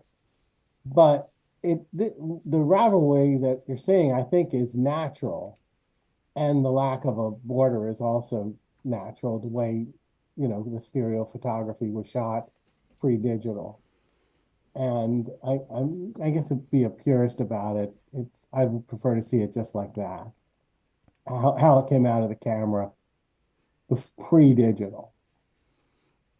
It certainly does emphasize the skill that was required to capture this photo as it is now on film. Well, thank you, everyone. Let's move on. Melinda, this is your last photo of the evening. The title is Green Ball. Yeah, that's a tough act to follow. That was a beautiful image. This was just a playground outside where I play table tennis sometimes, and just saw this nice sight line through this climbing structure, and it seemed to need something extra. And then I saw this lost ball that was down on the nearby tennis court, so I brought it over and used it for a prop.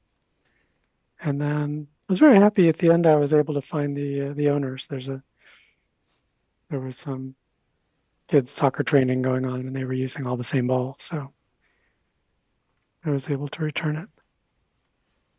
So if you added the bumblebee in your perfect shot you had a few weeks ago and added your bubble machine right over that all too, you could trip up. The bumblebee instead of the ball would probably have a more frightening effect, I imagine. Yeah, it would. But that could be fun. I think a bubble machine can enhance pretty much any stereo photo if you want to carry one around That's with probably you. true. I mean, Well said. I need them on my pictures. Maybe I will buy one of those. I mean, just a little handheld thing. It looks simple enough. Yeah.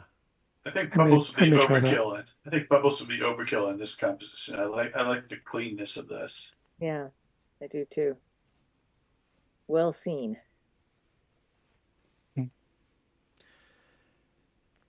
Yeah, very nice. Thank you, Melinda. Thank I'm you. going to move forward. We've got just a few left, 3 photos left, but I want to give us time for everyone who's willing and able to participate in our poll. And I do have some questions for Roberto also, if he's still with us. So let's move on to one by Steve. This is our second protest photo of the evening. And Let Freedom Ring is the title. Yeah, obviously it's the most dominant poster. Yeah, this is I think kind of interesting. It's at W3 and it's 2 pictures because if you get back far enough, the farther back you get from something, the flatter it gets. So I didn't, well, plus there were people behind me. So I actually took the bottom part and then I shifted and took the top part and merged them together in Affinity. And I don't know that I've ever done that before, but I think it's successful because you have a fair amount of depth in the bottom part and you get, a taller picture. This, of course, is a city hall, and So it's a sign the you should always make your signs with information on both sides. Most people do these; they have a different message on one side as the other. They flip them around. So you're saying the city hall is a separate hyperstereo photo that you've merged into the photo of the crowd scene, also in It's not front of City Hall? hyperstereo. It's a straight W3. Oh, I couldn't get wide enough to get the top of the dome, so I shot it. I just tilted the camera up and shot that, and then I put them together. I see. Interesting. Yeah, very effective. Looks very natural to me. Yes, thanks. Yeah, good alignment. I wouldn't have seen that if you hadn't pointed it out. Would be nice to see the dome in 3D. That is a good idea, though. And the Oleg dome demonstrated that. technically is in 3D, but yeah, if I had done a cha-cha, that would be interesting because I guess it could still work theoretically. Well, We Oleg probably demonstrated do, though. that. I think last month, last Open Division meeting, he had kind of a before or after, and he had enhanced the far background, and it looked very natural. Definitely worked. But that said, I think, I see some depth in that dome. I don't think the 3D is lacking in this photo. I think it's I very don't think successful. there's any depth in there. It looks natural, I would Because I argue. can, using the alignment tool, I can put the 2 images exactly on top of each other. I don't see any depth at all back there. Interesting. Yeah, I mean, I feel like there's depth, but I think it's because of the shading. The sunlight gives it a roundness, which our brain interprets as depth. Right. That's probably what I'm seeing. Yeah, I think that's what. Yeah, it's really too far away to have any real stereoscopic depth. The depth is all in the people and the signs. Just to note, I pasted into the chat an article that describes that feature of removing people from photos. Yes, thank you, Uh-huh. Herb. Thank you. That's great. Thanks. Like security people trying to stop you photographing would be a nice group to get rid of. Well, in San Francisco, they're going to let you have your protest. So you know what, people were very well behaved. Although I never went to the Tesla factory, I think there was some vandalism, but not much. Most of the vandalism I see there now is sidewalk chalk. So they're being very respectful with their Yeah, most the people I vandalism. talk, most people I talk to don't have anything against Tesla dealers or Tesla owners, just Elon Musk, and only because of his association with Trump. So it's really Trump and Republicans we have our argument with. Well, thank you, Steve. Thank you. We have one more from Bob. Mind the Sliding Doors is the title.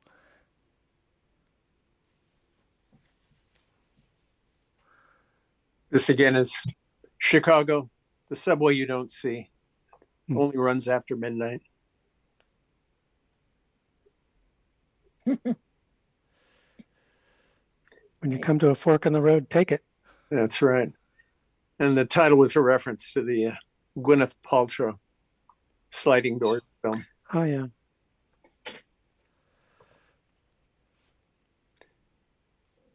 Could also be Mind the Gap.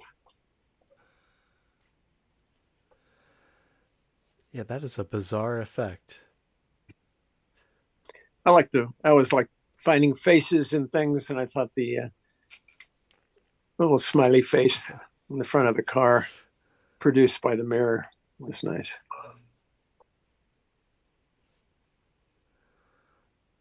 It's like an owl or a robot. Yeah, I went in and brightened the seats inside to give it a little eye effect, a little more. Oh wow, that's a nice touch. Give it a pupil. Yeah, I think I need to work on a little more. I did a lot of cutting and pasting to get rid of the anomalies in the very center of the shot. So I ended up cutting and pasting and then using the warp tool on this front area to give it some depth. Yeah, that's always a challenge with these mirror shots. Those artifacts that you can get.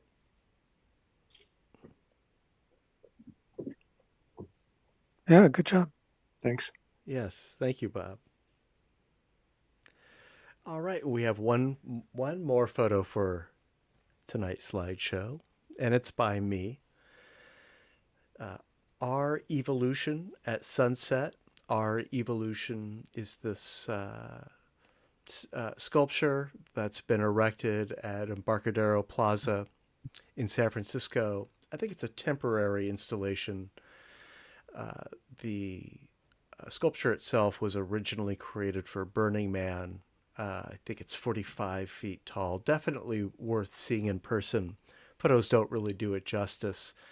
I took quite a few photos of it, and I'm actually going to go back and take more. I was happy with this one, capturing it at sunset with the sun not illuminating the statue, but illuminating the ferry building behind it. And I think the 3D gives it, enough separation between the statue and the ferry building that they don't merge together. This is hyper. Took it with my Sonys. The cameras were probably 6 inches apart, something like that.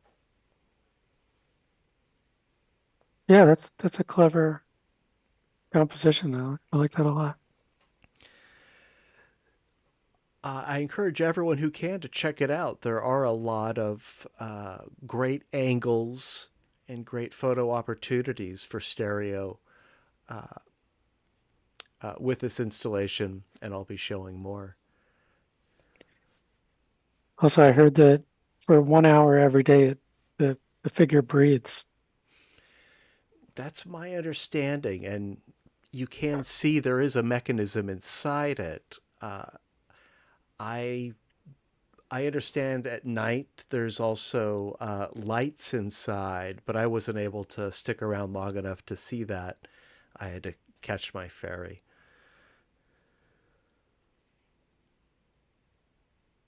Maybe a little bit more separated the cameras so we can see more stereoscopic effect. Yeah, that's done easily enough. I will be returning, and I'll give that a try.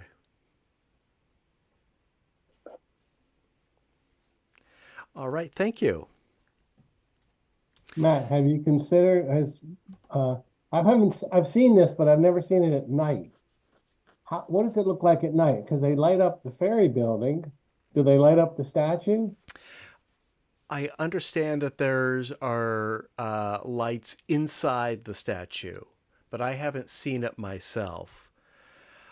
I'm not sure if they illuminate it. I haven't seen any lights installed around it. There aren't any spotlights or anything. I think it does have some self-illumination, but I think they only switch it on when it's completely dark outside.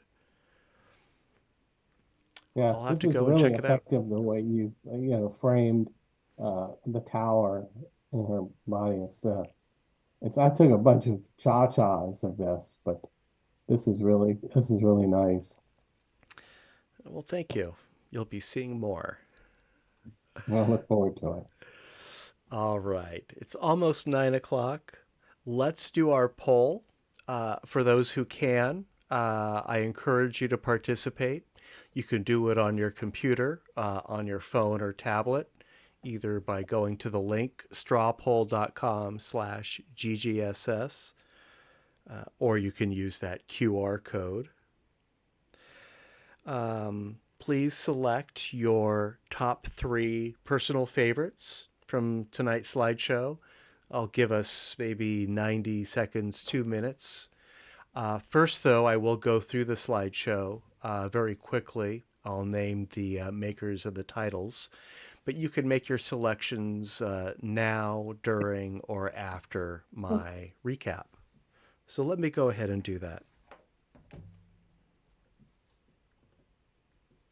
These first 2 photos are from Roberto's workshop, so we won't vote on those. We will start with, let me just get these titles in front of me here. You Had Better Pair Stop by Oleg.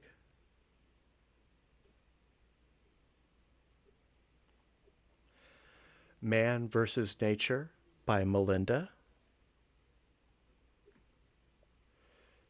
Da Chang Man with Pipe by Phyllis. Alcatraz Hyper 2 by Bob.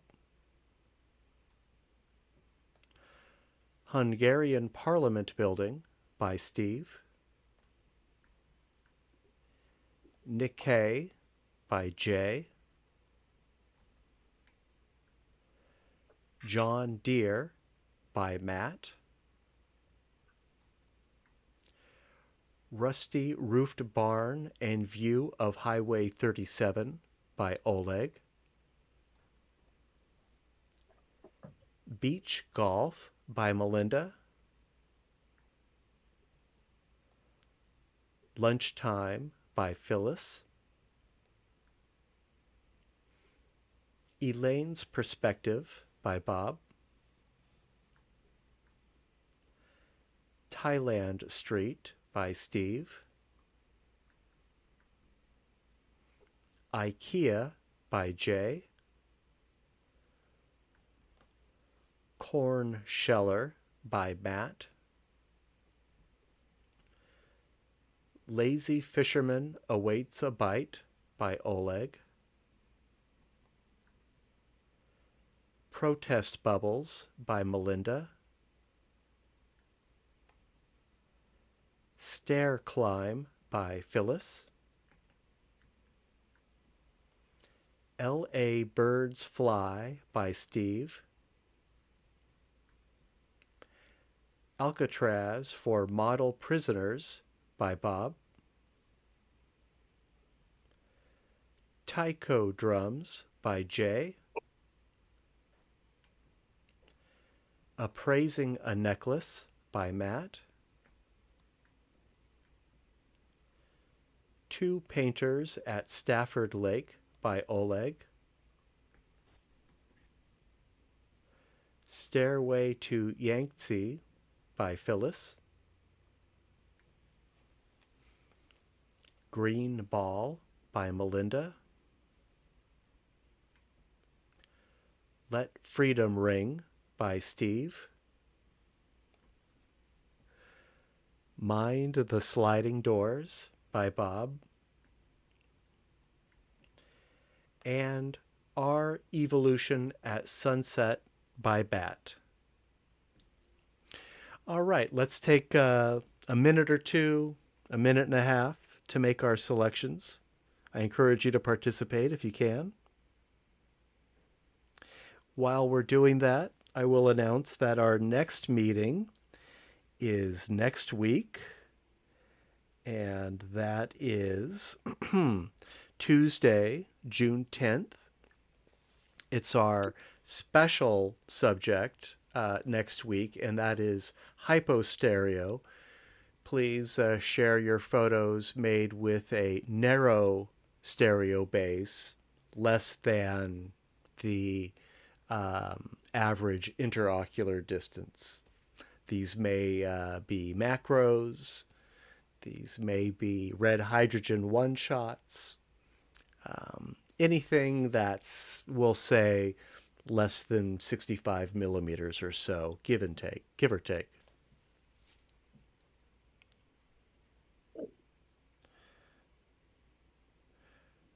All right, let me just quickly make my selections here.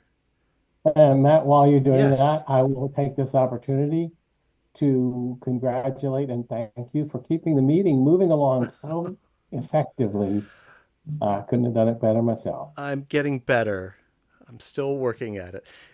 I mean, it is already over. We're already over time, but Yeah, maybe but not only a quite as couple minutes, bad and as we have been. we had a demo as part of it. That's right.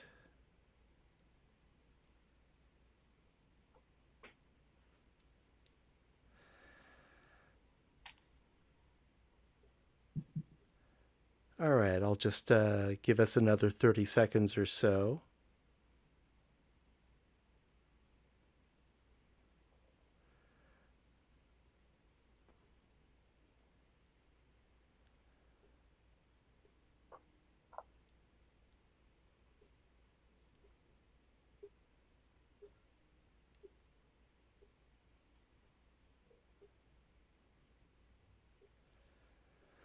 Okay, does anyone need more time?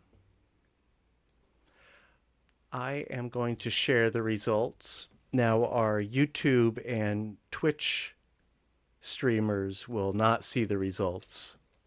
You'll just have to take our word for it. And I encourage you to visit us on Zoom.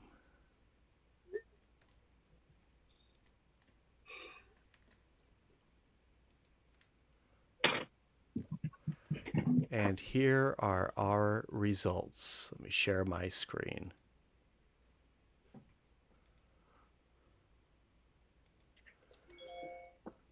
All right, Phyllis, your Da Chang Man with pipe was our clear favorite tonight. Thank you so much for sharing it with us. Bob, your Elaine's perspective, we'll call that our second place with 4 votes. Melinda and Phyllis, we'll call that a tie for third. Melinda's Protest Bubbles and Phyllis's Stairway to Yangtze. And we'll give our 4th place a tie between Phyllis's Lunchtime and Bob's Mind the Sliding Doors. Well done. Fantastic slideshow tonight. Thanks, guys. Yes, thank you. Yeah, So, some great stuff this month. Yeah, fantastic Definitely. Contributions. That concludes the official part of the meeting, but I'd like to stay on a few more minutes. I have some questions for Roberto, and if anyone has anything they would like to share or discuss, now's a good time also. Roberto, I want to ask you about your cameras, the rig that you showed us. Did you say that they don't have a built-in screen? No. You need to have a phone, like they have a holder, and you set up like there's like for an automobile, for a car, you will attach a phone, and via Wi-Fi you control the camera with the smartphone, or in this case with an Apple Touch that I use. And do you have monitors on both cameras or just one camera? I use with both because I use it on program mode because sometimes I want to move the ISO or the speed shutter. So I can use a viewfinder, a live viewfinder that comes with the sport cameras, like the GoPro version of Sony. Yeah, I can control both of them and trigger both of them with that. But I cannot control the options like the program, like the shutter. I cannot do that with the small viewfinder. So I rather use the iPod Touch to control the whole setup. I see. And how's the synchronization between the cameras? The way you have them set up this way, you're using that device there. You said that there's Yes, sometimes a misfire or a missync. I don't know. I am using the intervalometer trigger. So it's a remote, and the remote is like, this is a Chinese one, so it's not. And I trigger it with a cable. The output of the receiver gets a mini plug cable. So I split it with a headphone J cable, so it sends to the two cameras. I can use another. I have another of these, but I don't want to bother with two receivers because I have to bother with two batteries and everything. I believe I have not tested the synchronization with two triggers, like using the other receiver to see if that fixes the synchronization, but I believe not, because I am sending via cable the same signal. So I don't know yet if it's a firmware stuff, like maybe one camera have a different firmware and is getting slower with the focus or something. But in the moving part of the shooting, sometimes I get a little bit, so it gets some I don't know, elements that doesn't fit. So right now, I will stay with the RXOs for motion, and this, like, I want to use this with a light painting, and I want to do 3D light painting, stereoscopic light painting demos, like how it goes, and try to, because I have up to 30 seconds to trigger the camera. So that's why I bought it, because also I can use like really luminous lenses. Like this is a 1.4 lens, and I have to find another one. But I have the flexibility for that. Maybe I rent the other lens. It's cheaper. I don't have to bother with. But the camera, it's really hard to find. Even in the States, I believe it's up to only the camera. It's only $500, I believe. And with I found it with a box and all the accessories. It goes all the way up to $1,000 in the States on eBay. So I found it really cheap here in Mexico. The guy that sold it to me didn't know what he was selling. Nice. I'm looking at the camera on Sony's website, and I see they have a built-in flash as well. Yes. That's something I really mix from the RXOs that I use and that you use. Have you experimented with that with these cameras yet? Not yet. Actually, I believe it won't work as good as I think, because the synchronization is a real problem. And triggering, I don't know if I trigger with only one camera or I have to trigger both flashes. I have to experiment with that. I haven't done it that. Interesting. All right. Yeah, thank you for answering my questions, and thank you for sticking around. This is a very interesting looking rig. I had never heard of these cameras, and sure. They seem to be the perfect type, especially with the interchangeable lenses. But sounds like the synchronization is better on the RXOs. Yes, right now with the RXOs, it's easier. I don't have any problems with the RXOs, and here with the QX ones, I found that I have to fix. Well, I have to edit the stuff, and but right now, I the dynamic range is it's wild with the QX1. So uh, even with the RXOs, it's a really good dynamic range with a bigger sensor. It's easier to work with them. Sure, yeah. And have fun with those long exposures. I really miss that on the RX-02s myself. I have Yes. I have two Canon DSLRs that I use for those types of effects, but they're so bulky, and of course, you can't get the lenses very close together. Does anyone have any questions for Roberto regarding his rig or anything else? Does anyone have any questions for any of us? Actually, I left the video that I took with my smaller DJI action cams on the chat. If you want to see it, it's an installation here in Mexico with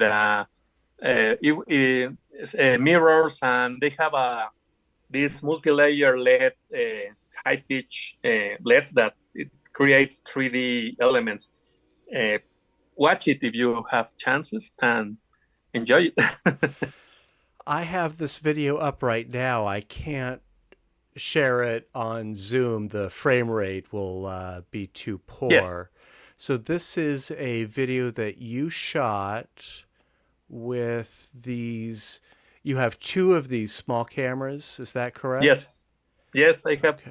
This is the DJI Action 2, and I 3D printed a holder, and I mount this on a stabilizer.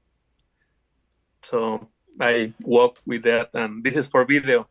And I believe that in low light, the cameras behave really well. It holds the low light situation.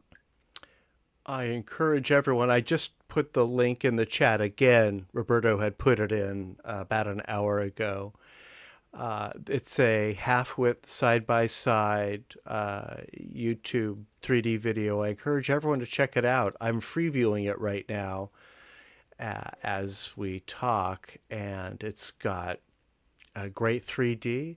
It looks like you shot it in very challenging light. We've got lights going on and off, and lots of screen effects. Very impressive. Yes, I thought it was going to blow out, on maybe the white balance it was going to go wild or something like that.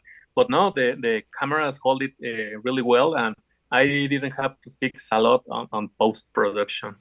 Yeah, it seems like it knew what to expose. The lighting effects are properly exposed, and the people are dark because it's a dark space, but that's exactly what I would expect. Yes. Very nice. Yes, it was a really challenging environment, but I believe it worked well. Let me know if any critics and anything that can improve my shooting, it will help. Yeah, you got it. Yeah, I encourage everyone to check this out if you haven't. Say that again, Phyllis. Sorry? Where do you live in Mexico? In Mexico City, close to downtown. By bicycle, 15, 20 minutes to downtown. All right. I have a nephew living there. Where? In Mexico City? Yeah, he's a teacher. Ah, wow, yeah. Well, if he lives close to here, to me, I maybe visit him. It's only a few million people there. Yep, a lot of people here. Well, get him a stereo camera. Yes. Well, this is my experiment with both rigs. I have now a lot more cameras than the problem that I have found, it's like right now I don't have time for I want to use all of them at the same time, but it's impossible. So I have to decide which one I have to use, the RXOs, the QX1s, or the DJIs, and it's a hard time finding which one. maybe the situation. Next time in 2 weeks, on the 14th, is going to be the World Naked Bike Ride, and it's sometimes people are making wild stuff. Maybe they perform some I don't know, acts on the street, and it's a really interesting place to take shots. But I don't know if I want to take the DJIs for video or the QX1 for. But the problem with the synchronization, I have to fix them, or they are so I have to decide which one I have to, because taking all of them at the same time, it's hard.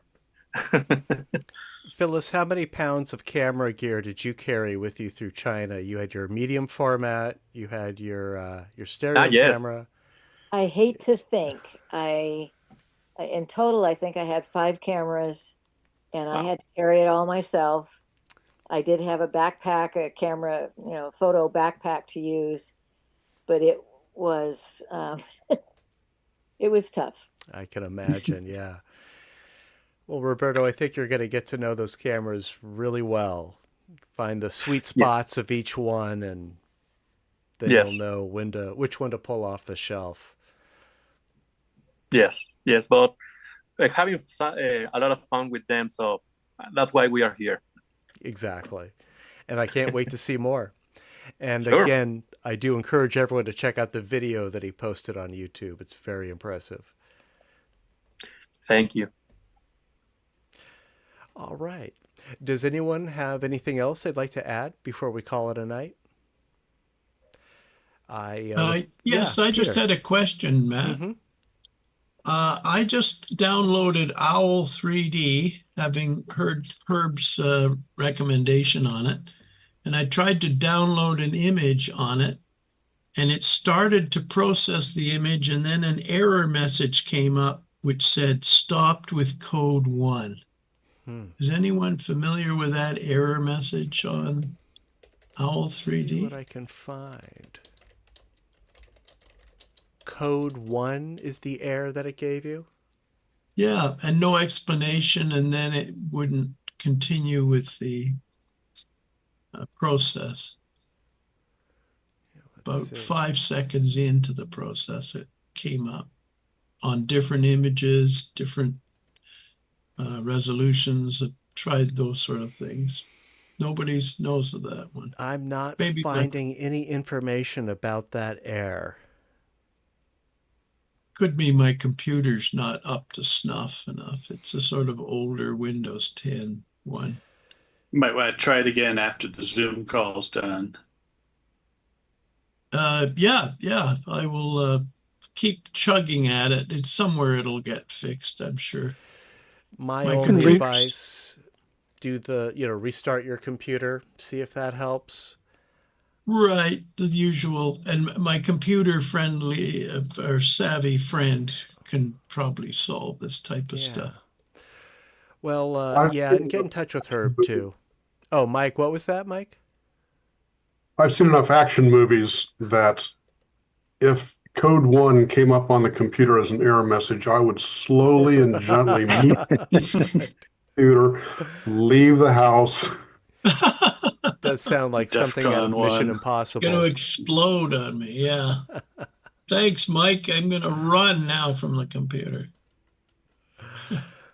Okay, thanks. That's my question. Yeah. I guess others who use it love the thing, apparently. Herb loves it. Yeah. But you do have to download and install it, right? You can't, it's not like a website. You have to actually use it on your computer.